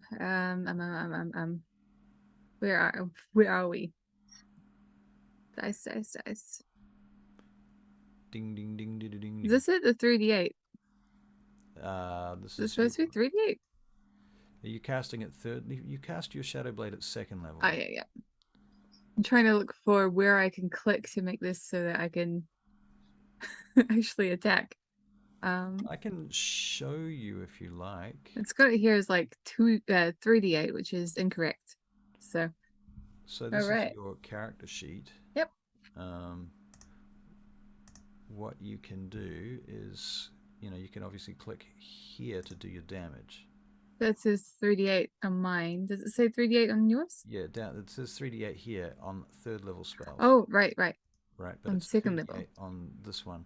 And obviously to hit, you're going to be clicking this, and then Right, you can go 1, 2, because you've got advantage, and then roll, bang, and it will throw 2 dice immediately Okay. with advantage like that. But you don't get to use my rolls. You have to do it yourself. Yeah, because if she got that 38, ooh, she would have hit. Damn Well, it. that's a natural 20 and an 18. Oh. I still can't figure out how to do it separately. It just puts it together. What does it put together? The d20s. The d20s. Yeah. Why do you do that? What do you mean separately? So I'm rolling 2 d20s. I use that thing on the side. Yep. So do you know how to roll 2 d20s using that really quickly? So you open it up. Yeah. and But then it puts them click- together. Every time you click it once, and the little 1 appears here, right? Yeah. Actually, you can't see my screen properly because I've got that other thing. Yeah. How about I just roll it one at a time? Okay. Okay, sweet. Let's do this again. Okay. And that one. Okay, so that was 19 Yep. Plus- 19 plus plus you hit. 3. You certainly hit. Okay, sweet. Oh man, can't wait to figure this out properly. Really looking forward to that. That will be 11.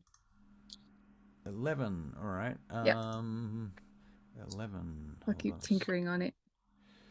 Let me turn that off and come back over here. Come here, and we'll go to your character sheet one more time. Now you can see the whole thing. Okay, so very quickly, Yeah, the thing on the side, right? Mm-hmm. So if we, let me just clear the fucking thing first. Roll. Okay, so you click it once, it opens up the thing. You go Yeah. to D20. You click that once, and you click it again, and there's a 2 here. Yes. Right, and then you just roll it, and it rolls 2 dice together. It like pluses them in the corner, which is a bit odd to me. But I Well, that's think because it's adding them together, but you can Yeah, see yeah. the numbers, and that's all you need because you've got there's a 17 and a 16, and you're adding 3 to each of those. So right. Okay, sweet. Yep. there's no way to. I mean, what we could do is create a custom weapon. Like, I mean, you've got your scimitar. Anyway, let's not worry about it. Yeah. It's fine. It's not a big deal. Yeah. All right then. Fine. Okay. So, in any case, yes.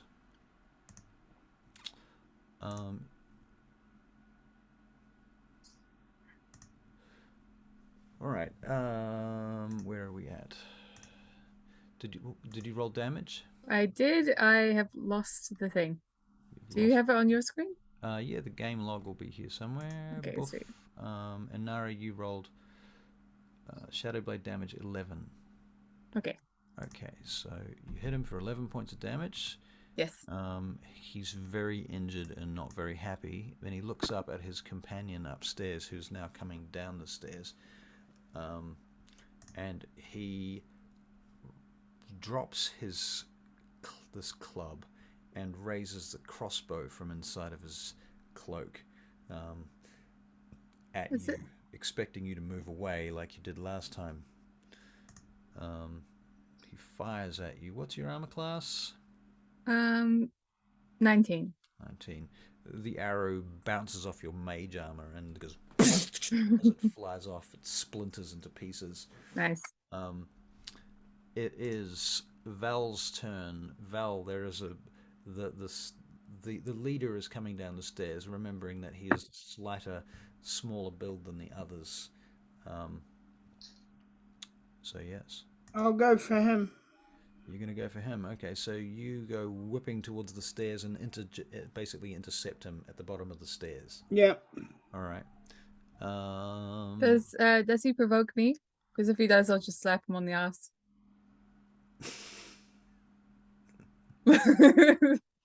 Does he What? provoke you to the attack? Is that what you're saying? You can make an attack against him if you like. Sweet. I'll just slap Belle on the ass. I won't, Until he goes by. you don't have advantage on this attack. But the ass slapping? Yes. You're just gonna slap him on the ass. You're really not gonna attack him. Okay. Yeah, I'm just gonna slap him. Well, it's not gonna hurt him or anything. Okay, that's fine. All right. So you So slap it'll him first pass. Yeah. It's a rugby slap. All right. Fair enough. Let's see if he even notices then. He kind of notices, but he's. Oh, you're slapping him on the ass. Slapping Val. Val. Okay, Yeah. gotcha. It'd be weird if I slapped. You got me because you're like, do I get an opportunity attack? And I'm like, I'm thinking, what the fuck? And for some reason, my phone rearranged the combat. That's alright. Okay, very don't good. worry. Slap Val on the ass as he goes past. He gets to the bottom of the stairs. Val, you're attacking the leader, and you're taking your first short sword attack. You get an 18, which hits. You do a d6 plus 3. You roll 8 points of damage against him. Good job. Okay, he takes it like a man, or like a leper. Hard to say. Possibly the same thing. You only get 2 attacks here because the Horde Breaker doesn't work on single opponents. And so your second attack, I am aware. he blocks your second attack with what he has as a scimitar that he's now drawn, and he has a dagger in the other hand. He attacks you back with the scimitar first. He misses with the scimitar. You guard dexterously with your own short sword, and he attacks you with the dagger, which he misses, and he attacks you again with the scimitar because he has 3 attacks per turn, which he again misses, frighteningly so.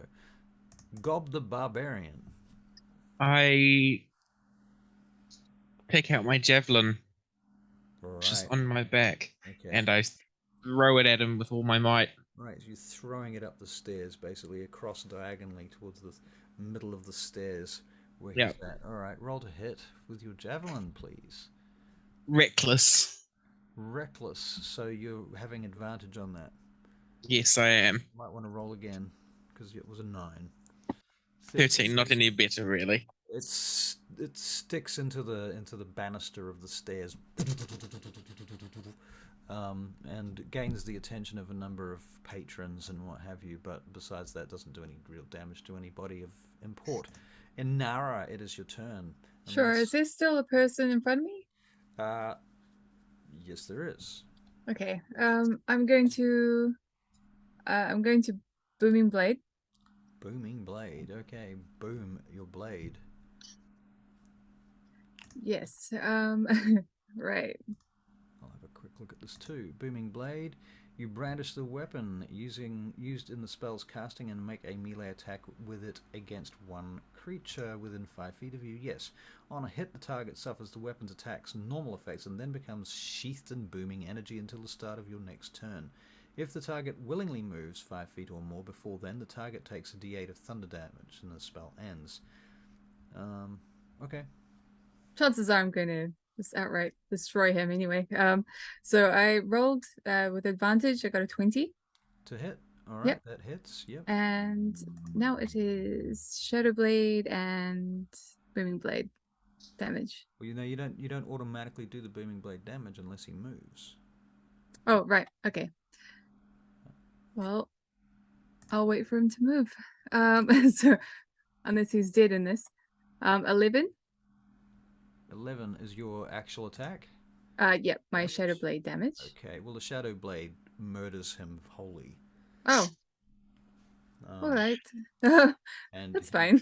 He dies on the end of your blade, and crumples to the floor. I want to get to a position where I'm close enough to be able to run up to that dude. On the stairs? But not actually up to him yet. Right, well you can get up behind Val, because Val is blocking the bottom of the stairs. The stairs are only one person abreast.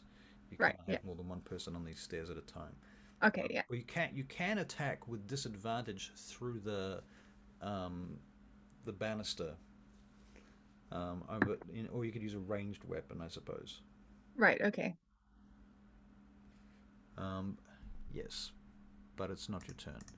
Val, it is your turn instead. So, more swords, is it?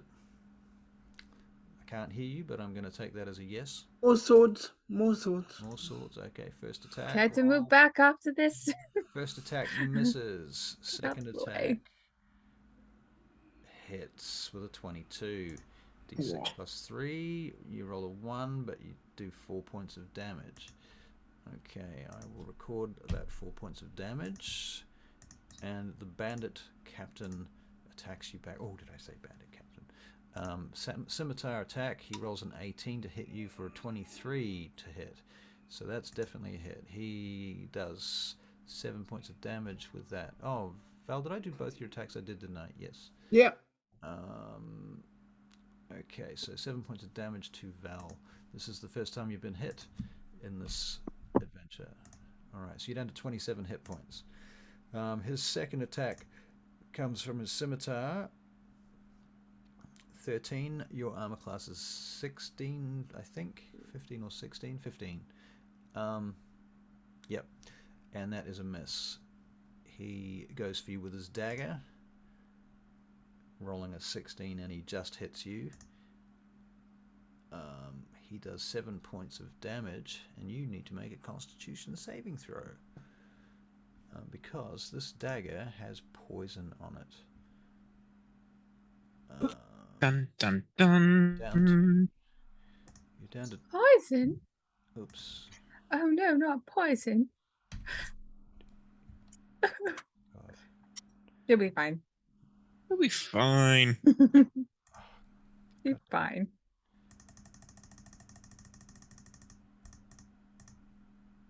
Okay. With that furious clicking, it doesn't sound like he's going to be fine. No, that's me fucking up the hit points and trying to fix it. Okay, so it was 7. All right, so you're making a Constitution save. Let's do that. Con save. You don't have proficiency in it, so it's plus nothing. It's a 10. Sadly, that's a fail. So you're now at disadvantage as you feel sickened from the poison that has entered into your system through the gaping wound that you've been given from this dagger. He's just punctured your arm when you attacked him. He was more concerned with hitting you with this than he was with avoiding your damage, actually. He's dead. It's Gob. Gob the Slayer. Of the Slayer. I can't get to the last person, can I? You can with disadvantage, but that's because you have to hack through the banister stays in order to get to his legs with your great axe. Or You can do Tavern it, Keeper. but it will be... I am going to do that. All right, but it is with disadvantage, so roll with Yeah, disadvantage. yeah, we can do that. 15. 15 just hits. Yes. Nice. Slashing damage, and he takes 11 damage. Right, so you swing with your great axe, smashing through these various vertical stays holding up the banister. You crack a whole row of them, and you bite into the back of his knee, doing, what did you say, 11 points of damage? 11 points of damage. All right, he's very unhappy about that. Okay, that's the end of your turn, yeah? Yep, that's the end of my turn. Inara. What? How is he looking? Well, he's very handsome and beautiful. He's not severely injured. Mm. I mean, Okay, well, he's taken a couple of hits actually, but he's definitely not. He's not injured to the point where he's about to run away or anything. He's not scared. okay. I'm gonna bonus action Misty step behind him. Okay, so that will give Barry advantage, and Barry will give you advantage because you're now Yes. flanking him. And then I'm going to a booming blade. Booming blade. Okay, Yeah. so you cast booming blade again. Yeah. Right, and that's your action, right? So you're attacking Yep. with booming blade. Exactly. Roll to hit. Okay.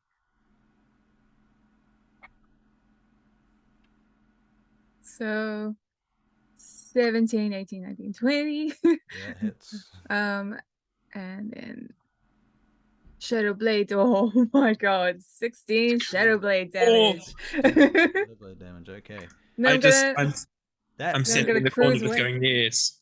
I'm gonna walk away. So you walk back up the steps. Yep. Just back I'm like, off. All right, so you've basically kind of done a rogue backstab trick.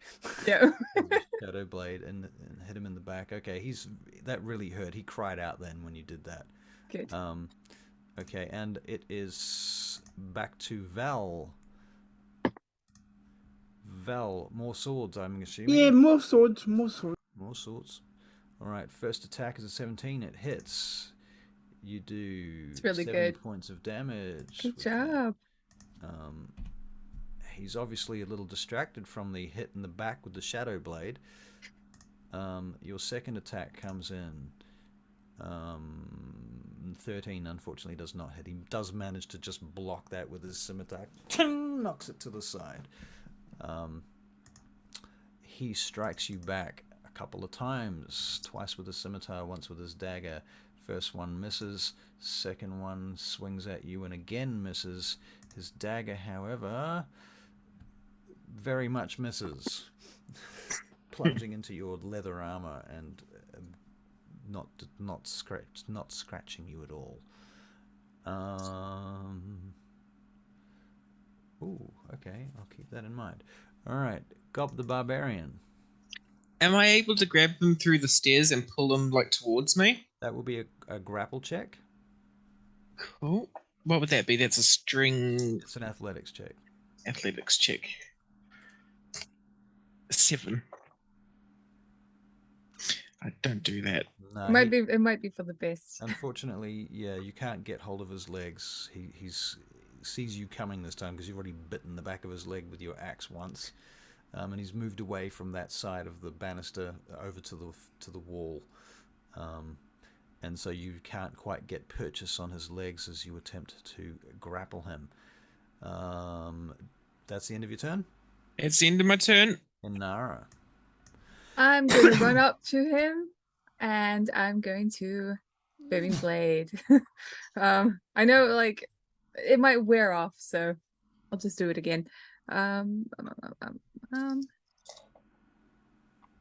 What are you casting Booming Blade again? Fails this time. Yeah. He's already got Booming Blade on him. Yeah, but I don't know if it like You can goes cast it after. every turn. What's the duration on Booming Blade? That's the thing I don't know. Booming I don't know. Blade duration is 1 round. No, you're right. Okay. Yeah. Okay, well it fails that time, because I didn't hit him. And then I'm just going to walk back again. Okay. Very good. Val. Swords. Alright, first attack. Hits with a 17. Good Damage is 8 points of damage. Awesome. He doesn't like it. Alright, second attack, Val, comes at him with your second sword. It is a natural 1. And your sword, not only does your sword miss him, but it bites into the wooden banister and gets stuck. Now, you can either choose to spend a turn getting your sword out, or you can let it go and fight with one sword. But let it go and fight with one sword. Okay, so in your next round you only have 1 attack, okay? If he's still alive, assuming that he's still alive. Alright, so you're there, he's taking his 3 attacks against you, 17 to hit plus something, and he gets 22. Okay, so he hits you and he does 5 points of damage. Out of game. You should never talk about retiring. Because that's how you die in all movies. If you're ever like, oh, my family back home, I can't wait to see him. Well, they never get to see him because they cark it, so. Yeah. Set up, payoff. Second attack against you is a 23 on a natural 18. And you are going to take 9 points of damage, Val. Now, at this point, Val, you're starting to feel it quite badly. You're down to 13 hit points. That's approximately a third of your total hit points. So, you know, you've been hit a few times, Val. You're tanking this, frighteningly enough. There's a barbarian standing next to you who's not tanking it. He can't do it. It's true. Val's in the way.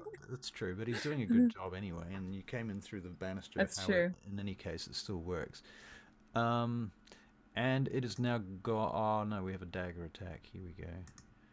Oh fuck, that's a hit too. 22. Jesus, he's rolling a lot of high dice. 5 points of damage. Val, you are very hurt. You're down to 8 hit points. Now you are a level 1 character.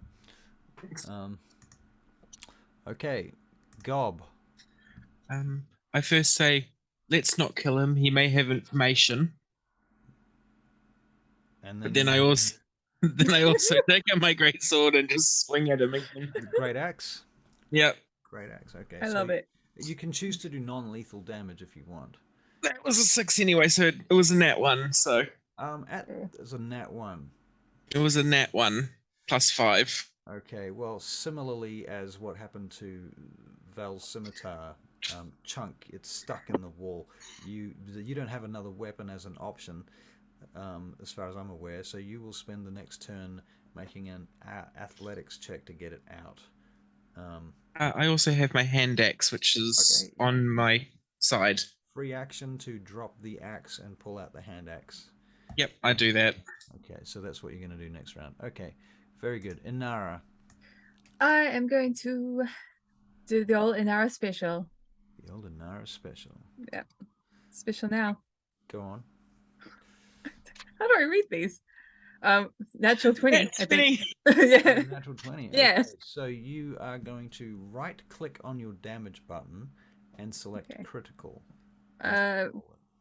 Okay, sweet. Where are we? So you Spells. find your spell, right click the damage. Crit damage? Yeah, crit damage. 24. Okay. Okay, That was also Booming Blade, of course. and with booming blade. Yeah. There's And then no I'll- saving this guy. No matter there's no non-lethal option for this. He's dead, and you killed him. How do you want to do it? How do you want to Well, I will stab him, and then his body will just sort of be covered in shadowy blackness. And then I'll pull it out, and then like blood will come out the other end. Right. And I'll be like, I'm sorry, Gob, I couldn't hear you before. What did you say? I said, let's not kill him. He may have information. Oh, right. Oh, sorry. I was upstairs and I couldn't hear you. Well, the I'll bartender work on that. that you were speaking to earlier, he comes out from his hiding position behind some tables, and he's like, "Oh, you've done it now. You've done it now. What are you gonna do? You've probably only got a few minutes before they come for you." Oh, well, we're going to run, right? Right, everyone? Okay, cool. I'm gonna use a healing potion. Okay, so that's 2d4 plus 2. I will roll that for you. In fact, I can do it on D&D Beyond right here. 1, 2, roll itself. That's 8 points you get back. I also give him one of my potions and pour it down his throat as well. Okay, I actually might I might quickly search this guy. you're going to search this guy. Mm-hmm. Okay. One moment, please. I can wait. 5, 6, 7. Okay, you're back to 23 out of 34, so you've healed up to 2/3 of your health from that. You're going to search this guy. Okay, well, he has about 60 gold pieces on him. In fact, I'll say he's got 5 platinum coins, and then he's got 10 gold pieces on him, along with about another 12 silver pieces. He has a vial of poison hidden in a pocket. He has a bone amulet of a snake wrapped around his neck. He's got some other beads and jewelry and things that have kind of designs that look somewhat familiar to you from Sak Salim, and he seems to be from that direction overall. His clothes have those kind of some of emblems and things from Sak Salim. He's got a couple more daggers on him, two other daggers. Excellent.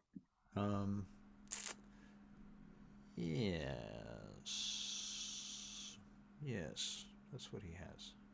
All right. I'm gonna chuck. I'm gonna give all the money back to the tavern dude. All of it. All of it's going to. Yep. Wow. He's like, I'm not sure if I can take this. Okay, I'll take the platinum back, and then and then we'll get going. All right. You two stick with me. Don't go far away from me. Now, the big mistake I made during that combat is I poisoned you, Barry, and then I completely failed to enforce the disadvantage on you. Okay. Because I totally forgot. So, I guess we will. It didn't really work out too well, anyway. Saving throw. There we go. Just like that. You had advantage on the saving throw because you had inspiration, because I gave it to you retrospectively. Okay, Don't tell anyone. thank you. Everyone, Alright. we need to get out of here. Hey, stay by me. Pass without trace when we get out the door. Okay, so you cast Pass Without Trace as you get out the door. Excellent. Yep. Excellent. Okay, so that gives you plus 10 to stealth checks. Yep. Cool. So when you leave the tavern, I will get you to make stealth checks, please. I will roll Stealth for you, Val. checks. Are you helping each other with these stealth checks? Is there? Sure. Yeah, This is it's- something I would probably have done anyway. Yep. Right. So you can, if you're helping each other, you can all have advantage on your stealth checks. Oh, Okay. okay, well then we'll change that and do that. Okay, well, thank goodness for that. Val did a 24, It's And a survival. and that's plus 10. Oh, that's a survival. You're right. Shit. Advantage roll. Dirty 20 plus 10, so 30. Nice. All I right. got 24. 24. Yep. Val, I'm just going to go with your survival check because it actually has a lower bonus than the stealth check anyway, and I rolled shit with the stealth check, and that sucks. So Well, you it's get plus plus 10. So your 24 is now 34, your 20 is now 30, and Inara 6 is now 16. Well, I got a 14 Oh, before 14? that, Okay, so 24. yeah, Okay. yeah. Excellent. All right. So where are you going now that you're sneaking around with Pass Without Trace? You do have to stay quite close together, though, for the spell to work.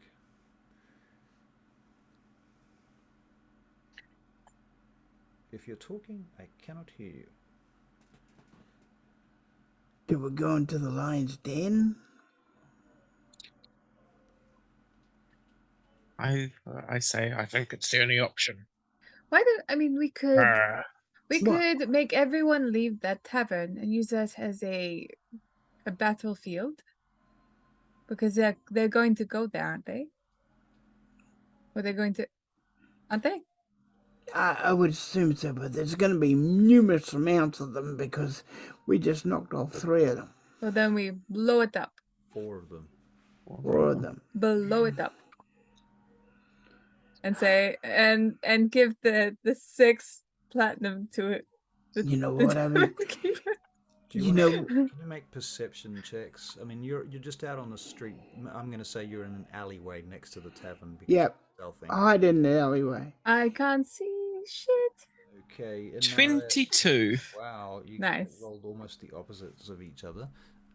What is it that Inara is concentrating on because of that natural 1? I'm thinking of like the plan to explode, and I'm trying to tell everyone that I think Right. we should explode the tavern with them Right. in it. So Okay.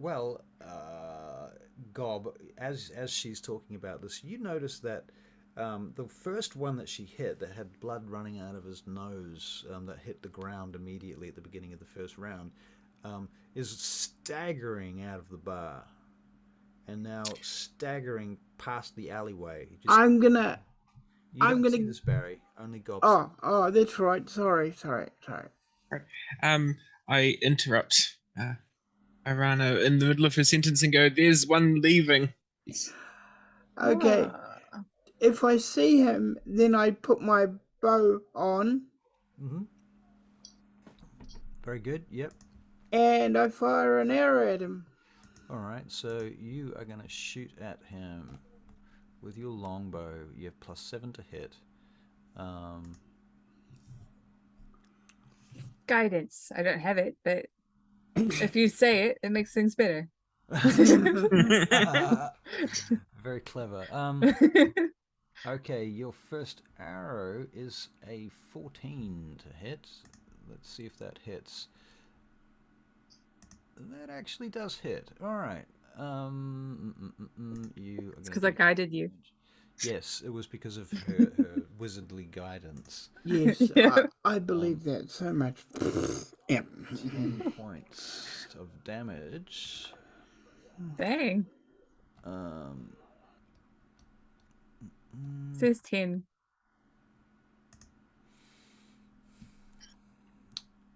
you hit him in the back, and he continues to stagger forward. He furiously starts crawling now. He comes to his knees, and now he's crawling. I'm gonna shoot him again. Oh, I can't shoot him again, can I?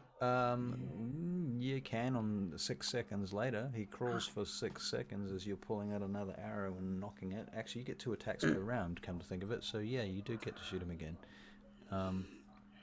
So yeah, okay, let's roll again.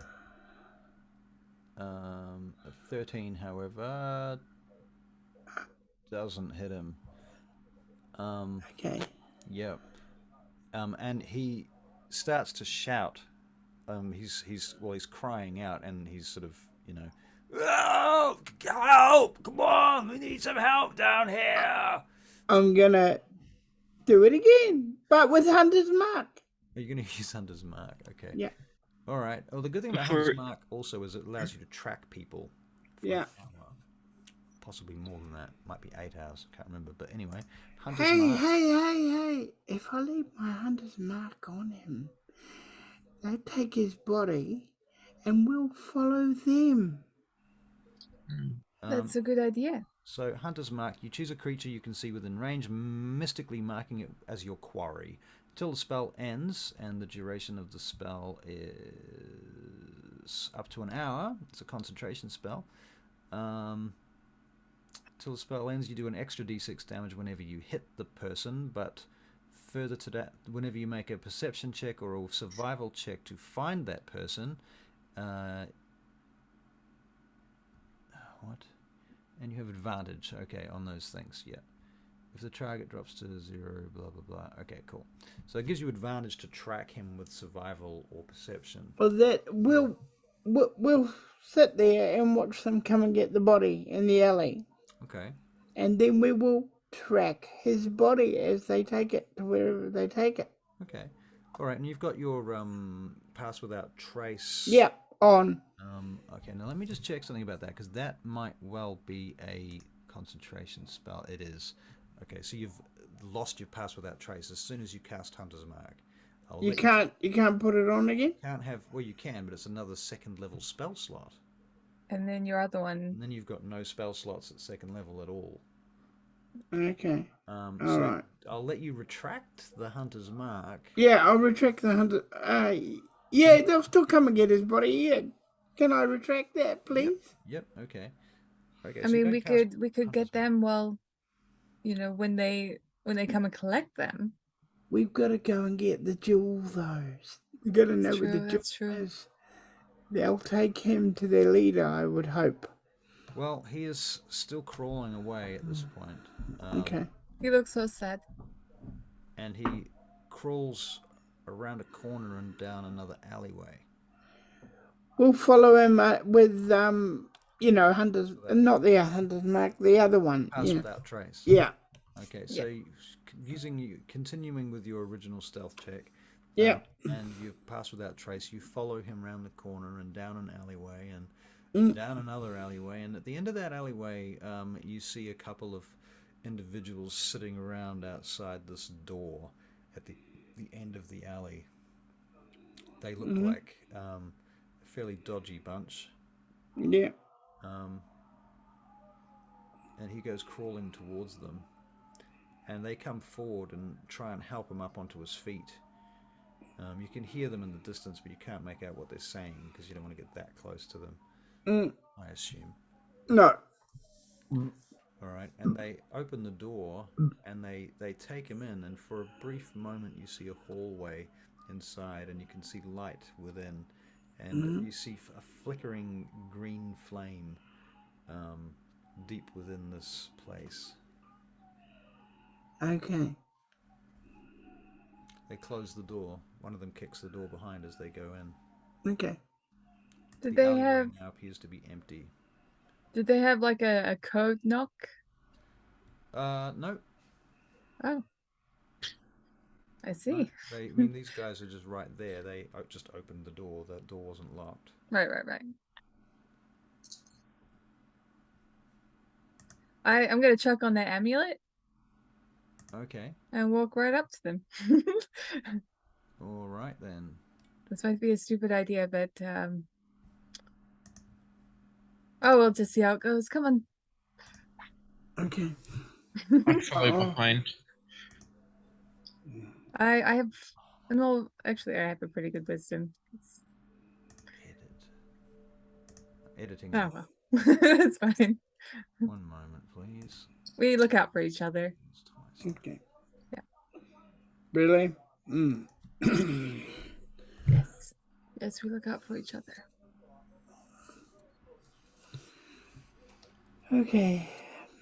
This could be the shortest lived character Sake, of all this time. would you please stop fucking me around? Please stop fucking me around. Did you say perception? God damn it. Huh? Did you say perception? I did not say perception. Sorry, it's just it cuts out a little for me. Don't know why. Were you hoping for a perception check? No, no, no. Okay. All right. Cool. What are you gonna do? Actually, gonna while go- we're at it, I'm gonna get you to roll initiative one more time. They closed the door, so we'll go over to... 16.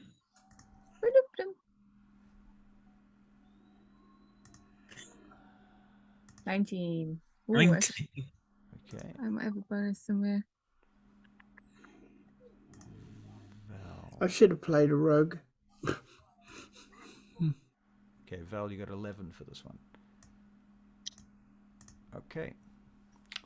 I'm going to avoid using Roll20 at all because it just takes too much time to set it up and stuff. Yeah.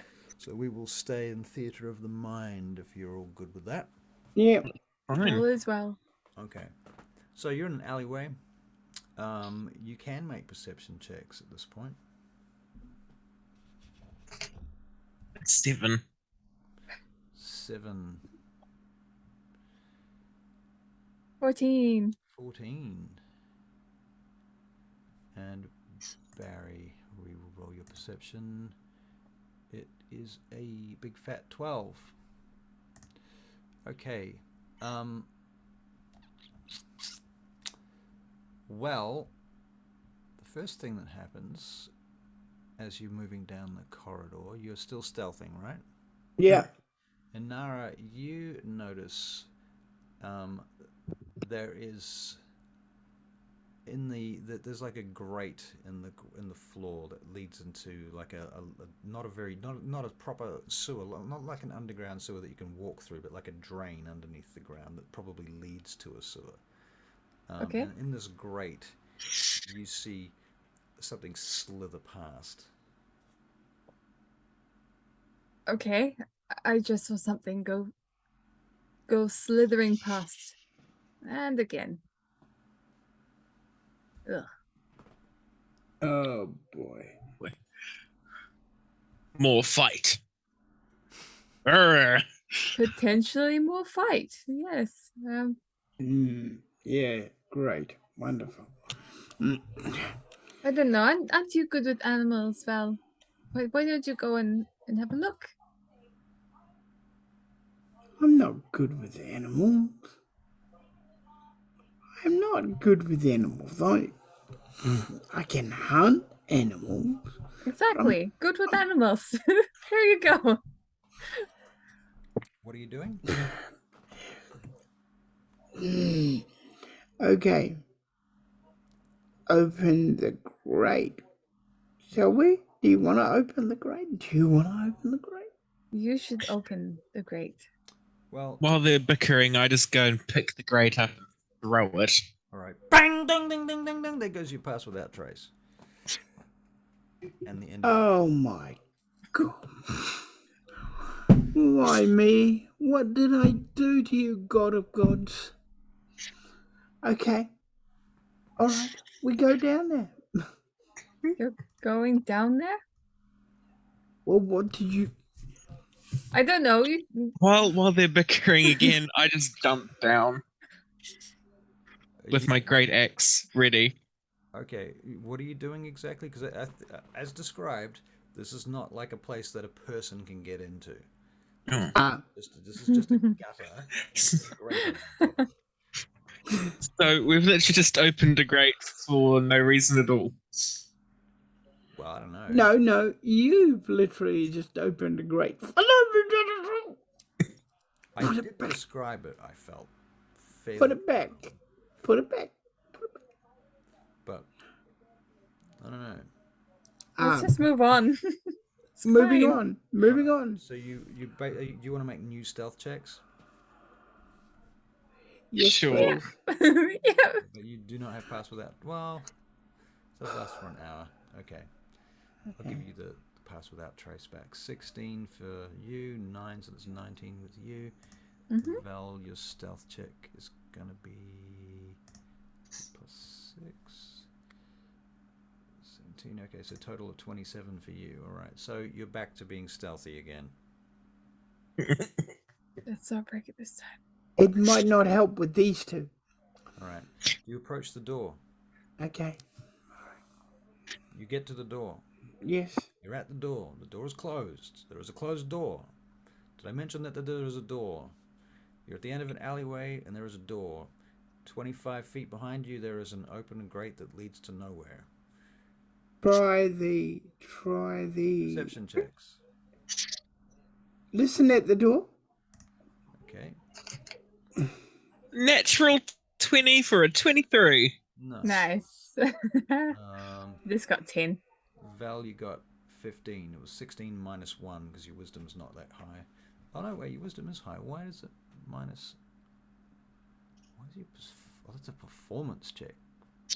It's I think the DM needs to roll a Barry gets dexterity. yeah, Barry gets a natural 20 for a 25 on his. What happened to your Oh, glasses? That's what I need is my Your DM goggles. DM goggles. Your goggles of seeing. yes, goggles of seeing. Okay, good point there. Okay, so natural 20 for Barry. You got a natural 20 as well, didn't you? Yeah. Yep. Not so great, but it wasn't terrible. What did you get? Well, I just got 10. You got 10. Okay, it was Yeah. pretty terrible. All right, so what's Anara looking at? What's she thinking about doing? Why did she fail this check? Well, I don't know what we should be seeing, so I'm just like, look. Okay. Well, this, I don't know. the first thing is that there is a snake rising up out of the grate. Oh, because I was gonna look back at the grate, but I suppose I'm looking elsewhere now. Right. Well, you could be Looking at the door, probably. Yeah, you could be looking at the door. Okay.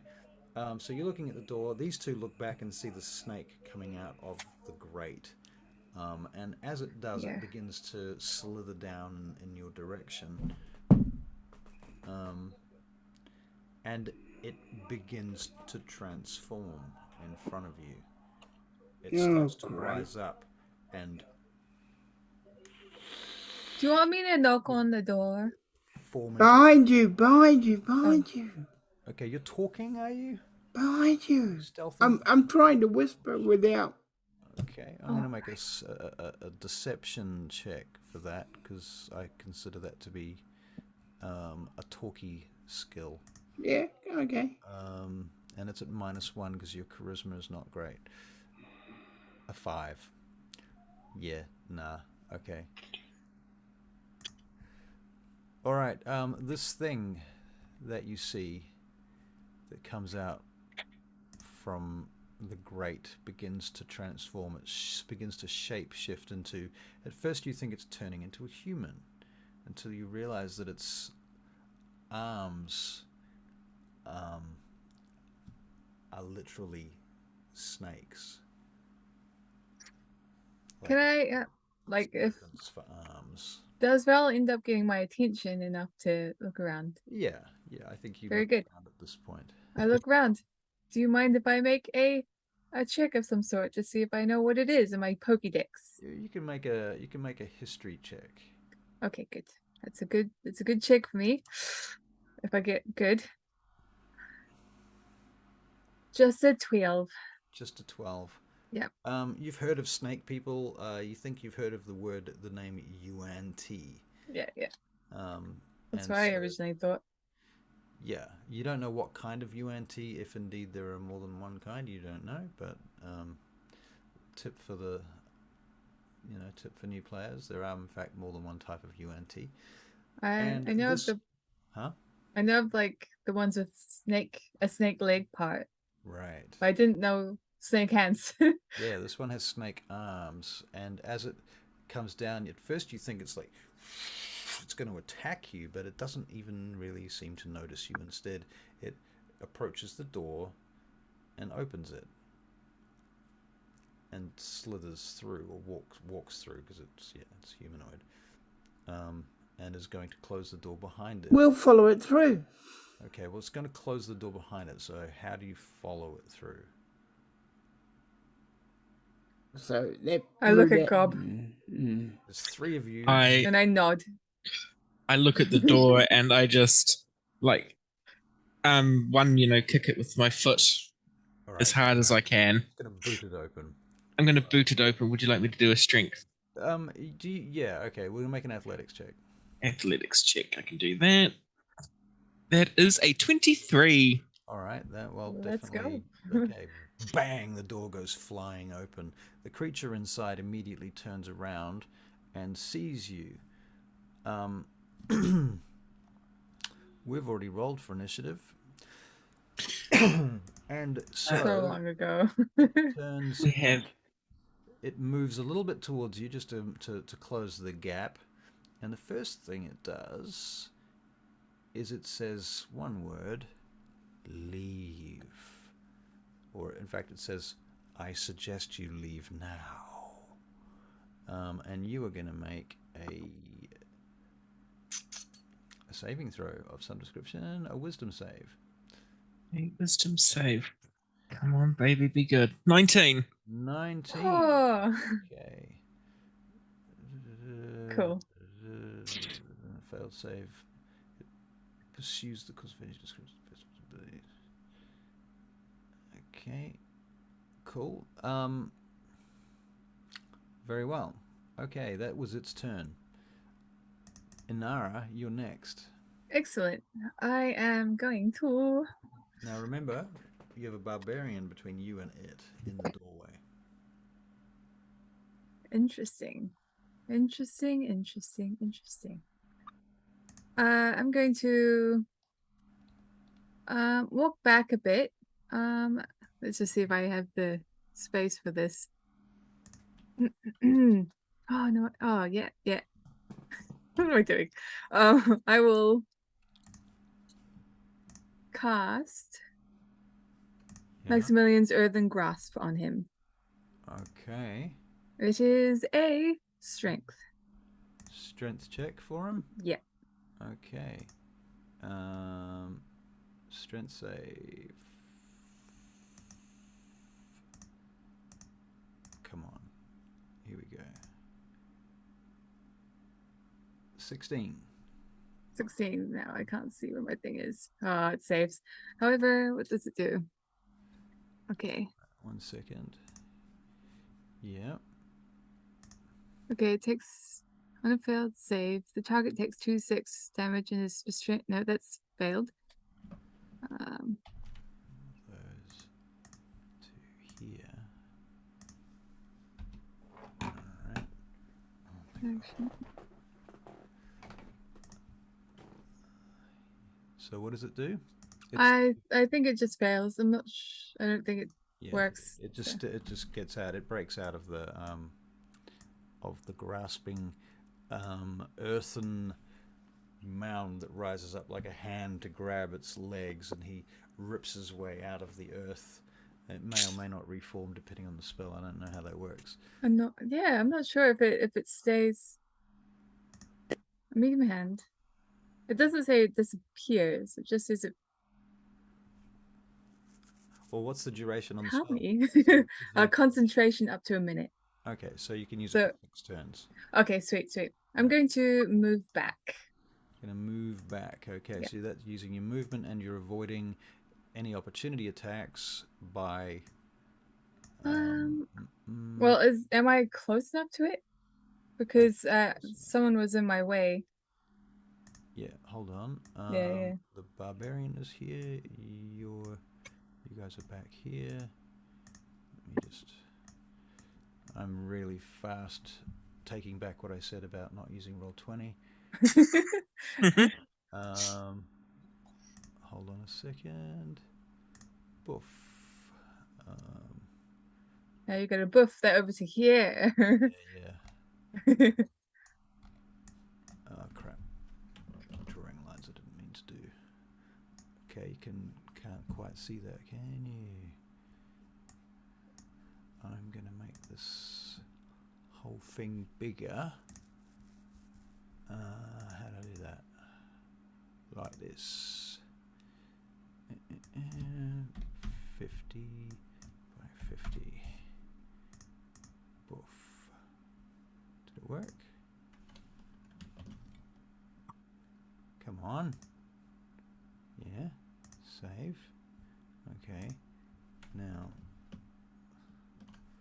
close that. Where's my arrow? Give me my arrow. You guys need to be this big because these are 5-foot squares. Okay. And I'm going to select everything and delete it. Paste you guys back in. Crap.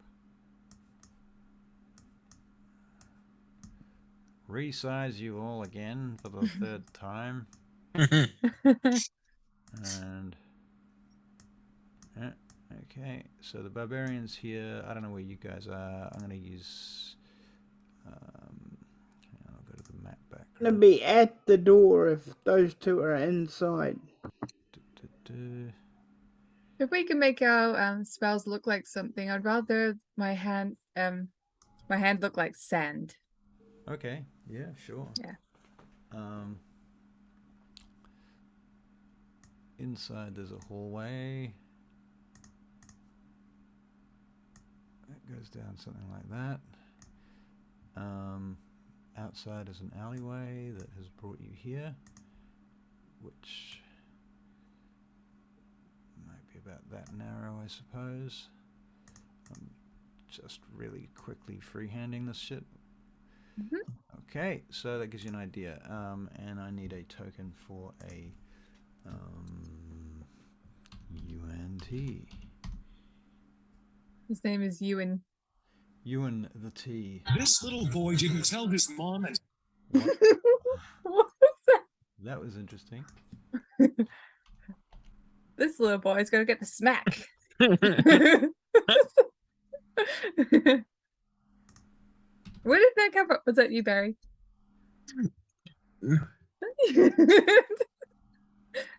Me? No, nothing to do with me. Just a surprise to everybody else. Yeah, so good. Okay. Random moments, eh? Yeah.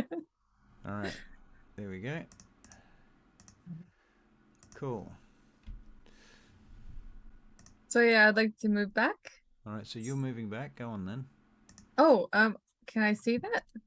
Oh. Here we go. Over here. Yes. Now where are we? Oh yeah. Okay. Yeah, there we go. Yeah. Doop, doop. Oh. Well, the Barry, map is not big enough for as far as I would like to go. No, this will be fine. You all control of Val as well, so Barry, you don't have to move him. You can just tell us where you want to move him, and one of us will move him for you. Okay. Now's a pretty good time to retire.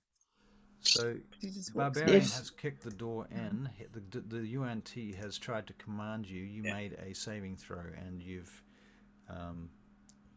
yes, Successfully not been commanded. correct. And Nara, it's your turn. I had used the hands thing. You used the hand thing and failed. That's right. Okay, and that's Gob the Barbarian.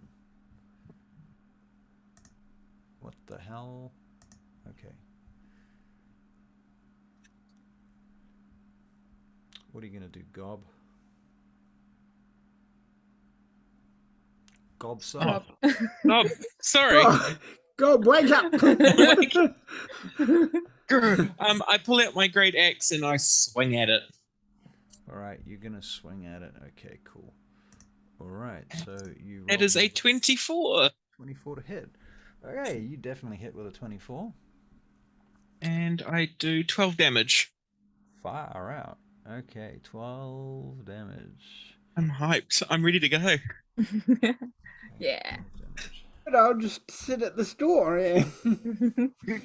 Alright, very good. You do 12 damage. You hear some feet running in your direction from the other end of the hallway.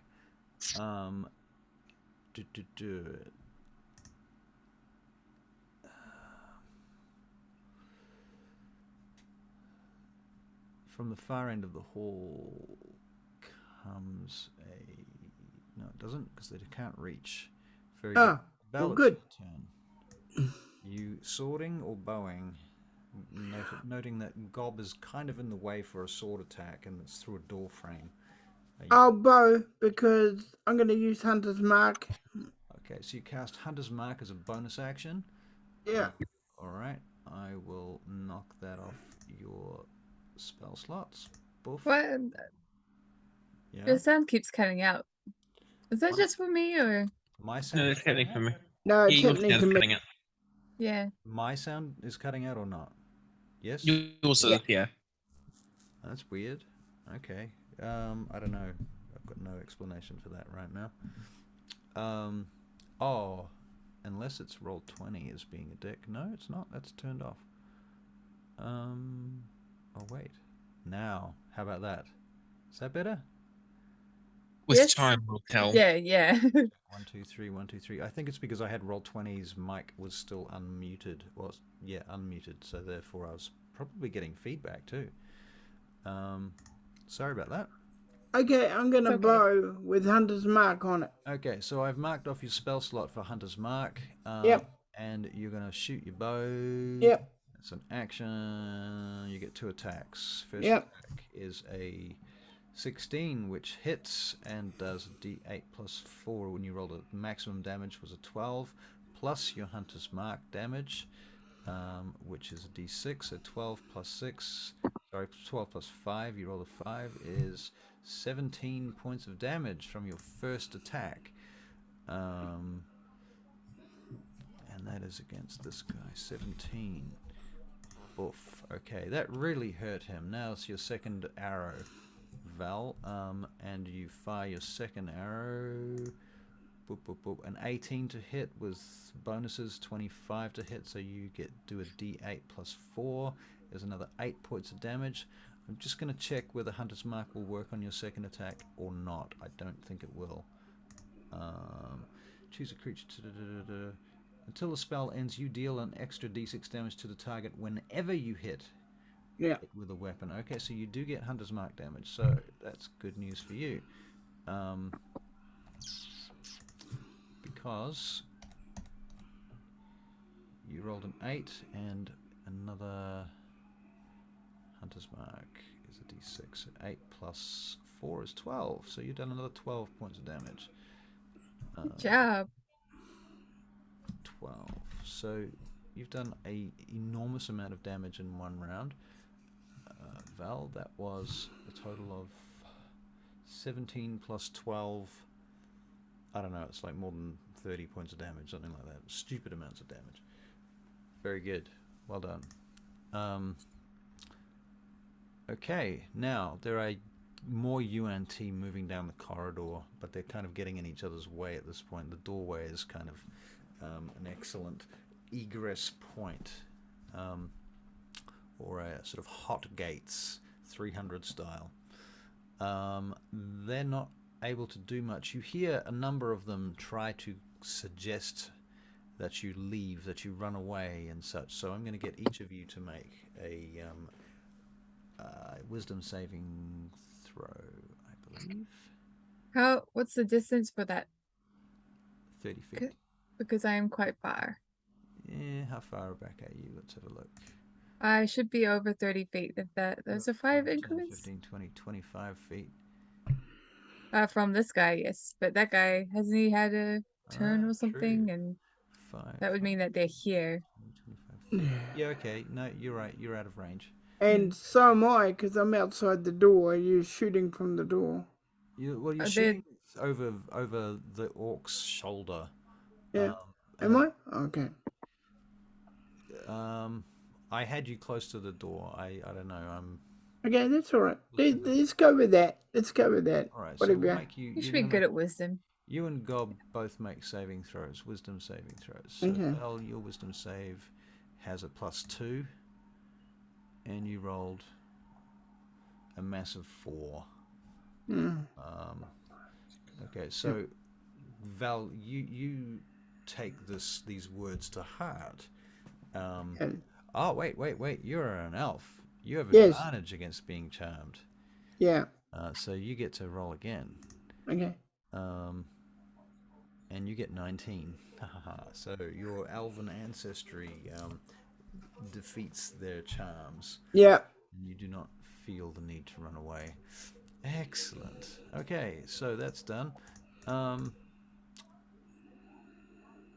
first friend, let's call him the Malison. I yell out, "You two try and take the snake, and I'll hit everything coming down the corridor." All right. So the first guy that's there, that's the closest one, he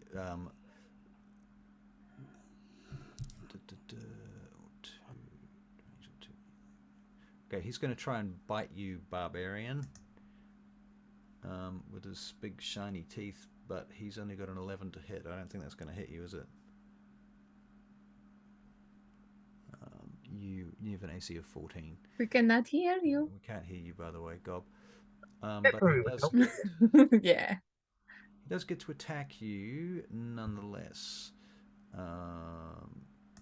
with a scimitar. 13 to hit. That's not going to hit you, is it? That misses. No, that misses you. Okay, and Nara, it's your turn. I'm going to use my action to get the thingy to grasp the one I can see at the moment. Okay, so he needs to make a strength check. Is that right? Strength Yep, save? that's the one.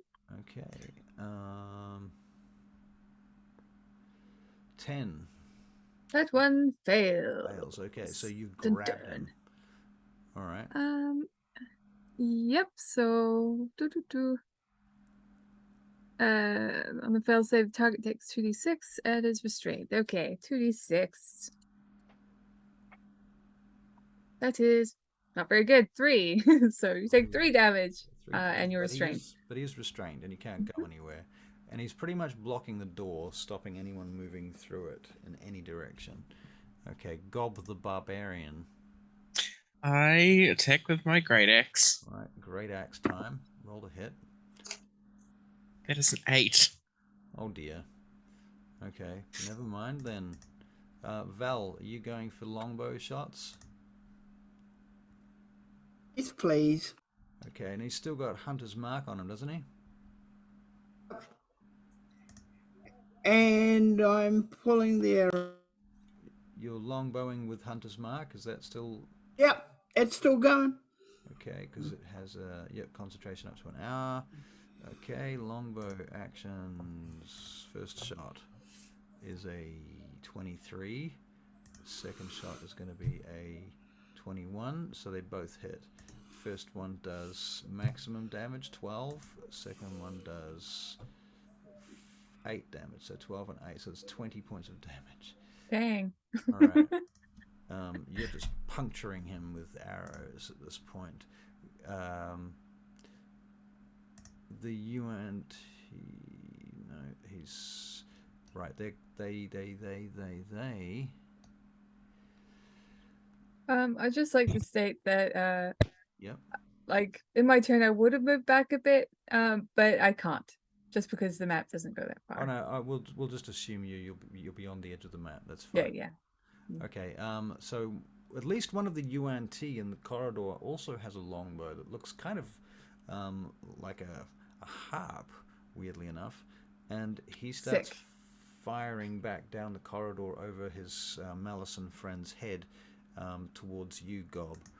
The first one is a 14. That's your armor class, isn't it? Gob. Gob? Gob. Yeah. 14 is your armor class. 14 is my armor class. Yeah. So arrow from harp-like longbow comes firing down the corridor and does 7 points of piercing damage to And you've Gob. disappeared. We didn't get that, Russell. What? Okay, can you hear me now? Yep. We can Yeah. hear you now. So this arrow from this harp-like bow from one of the UNT down the corridor fires down past his Malison friend through the doorway and hits you in the shoulder for 7 points of piercing damage, Gob. Yes, and cool. So it is. Okay. Now we are another longbow of similar style comes shooting down the corridor. This time it's a 6, does not hit. It sticks into the door. Dunk. This guy tries to. Can you make a wisdom save? Wisdom save. Yes, we do that. That is a natural 1. Natural Ooh. 1. Okay. Right, He says. I'm leaving now. Well, this one says, "Throw down your arms." Take it literally. Take it literally. I literally just throw it on the ground. All right, so you dump your axe on the floor in front of everyone, and now your best friend in the whole world is standing in the corridor up from you, and they sort of have this natural glow about them, and you think they're absolutely mesmerizing. The Malison creature attempts to push past you now, which halves their movement. So this guy here, why can I not grab you? Because you're on the wrong layer. Move to token layer. He's restrained. Oh yeah, right. He's restrained. He ain't going nowhere. Okay, good point. Thank you. And he's blocking the hallway. Yeah. Yeah. Well, he was gonna try and push past Gob, but he can't move because there's a bloody great big earth and sand hand that's risen up out of the floor and grabbed his leg. So he does need to make a strength save, I think, to get out of that. He gets to save every round, I would expect. I think you're right. Let me just See how it works. double check that. It wouldn't- As long it takes their action in Yeah, order to do that. Yeah, well, he takes his action to try and rip his way out, but he fails with a big fat 6. So he's Yeah. not going anywhere fast. In Nara, it is your turn. Oh well. Crushy. I'm going to use my action to cause the hand to crush the restrained target. You must make a strength saving throw. All right. 5, 8 total. That is definitely not going to Fail. help his situation. So that is 2d6. How do you kill him? Oh. Oh. Well, that was 8. I'm going to crush him to death and just bring him down into the earth. I don't know if that's going to work, but Yeah, sure. I don't see why not. You can. and then the hand will come back up again, looking for its next target All to right. take down into the earth. Right, and from the hand is like pieces of dead UNT. One of its snake arms just drops dead off the side of the hand and what have you. Okay, that's the end of your Ew. turn, I Yeah. assume. Sure is. Gob, you're making another wisdom saving throw, I believe. Yep. Can do that. 8. Yeah, you're still just... someone's told you to just step back. One. You go that one and go that. All right. An arrow comes shooting down the hallway. Dun dun dun. They really made these UNT really shittily hard to run. 5 to hit. That does not hit no one. It's not that, no. Vel. Now, there is difficult terrain in the doorway. And there's a bloody great earthen hand in the doorway. And at this point, the UNT are not coming anywhere near it. They just stay back from it. Can you move the hand, or does it have to stay where you cast it? I can. I'm pretty sure move it. Get away. Yeah, it can. Yeah, it can move. You can move it? Okay, so just checking on It that. can move to a different unoccupied space You can or see onto another. targets down the corridor. Val, would you like to shoot at them? You can move Yes. your hunter's... Bonus action to move your hunter's mark to the next target. Yep, Okay. I will. So you do that. So if you do hit anything, you will still get your hunter's mark damage. You rolled a Good. 17 on your first attack. That's 24. And you roll a 13 on the second attack. That's a miss. So the first attack hits. It does 5 points of damage plus your hunter's mark, which is a d6. 5 plus 5 is 10. So you do 10 points of damage to the Oh, next... you've disappeared again. You do 10 points of damage to the next UNT. Can you still hear me or not? Yeah, I got that. Okay, I don't know. I think the thing is with Zoom is that if anybody makes any noise, like it picks up on whoever's talking and it just follows them around. It's a new thing though. Are you sure it's not because of the new fancy decor on your screen? Shouldn't be. Check. Might be something worth Can you hear checking me now? over. Can you hear me? You can? Yep. Okay. Well, it might have been. I mean, I have got desktop audio coming in on there, and I've just muted it. So I'll turn off all the audio from. Oh, it's trying to pick up sound from this camera. That's weird. Mm. Okay. Anyway, I think I fixed it now. Does Cool. it tell me if it seems better? Yeah. Excellent. All right. Back on track. Val, you've just had your 2 attacks that did 10 points of damage. Yep. At that point, the UNT that are up the corridor begin to retreat down the corridor backwards away from you.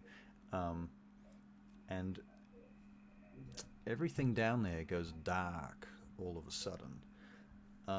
Now, I am feeling that it is 10 past 10. And it might be time to wrap this. This is supposed to be a one-shot, but ended up being way more complicated than I was expecting. So if you guys want to, we could pick it up next week if you feel the interest and desire. Could definitely do. How would you Yeah. like to do that? I mean, I'd have to check my Check your schedule. my schedule. I really like this character. Yeah. Once again, pulled out another Earthen Grasp. Just to Right. screw the DM. I don't like any of your characters. Team too, to be fair. You're a good little Funny. team, a good little group of characters. Sorry, what? What? Did it not come through again? Let's think of No, it as a it didn't come through compliment. again. Cuts. Fuck's sake. That's complimenting us just goes away. Yeah. Let me just check Zoom. We'll take It's that okay. as something nice. We'll I take think. it as I think so. Yes, I was saying nice things. I was saying nice things. What, like what? Well, we can hear. What? Well, I was saying like what? I was saying that you guys were working well as a team, as a good little group. So, Yeah. I like that. Today's Thursday, so if you want to, I will be doing this again on Tuesday. If you want to follow up on Tuesday. Let's go to see how it goes. You If I can- can afford it, and I should be able to Okay. afford it. But yeah, we'll Okay. see how it goes. See how you do. Charlie, if you can't, I will happily pay for you on Questbook because that's my payday. So I will What? pay if you can't.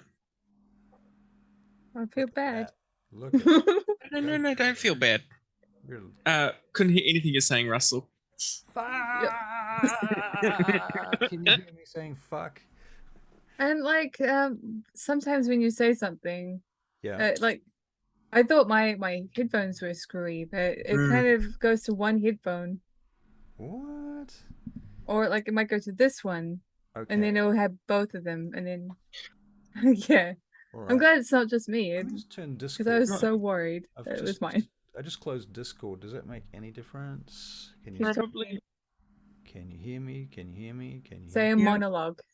Now is the winter of our discontent, made glorious summer by this son of York, and all the clouds that lowered upon our house in the deep bosom of the ocean buried.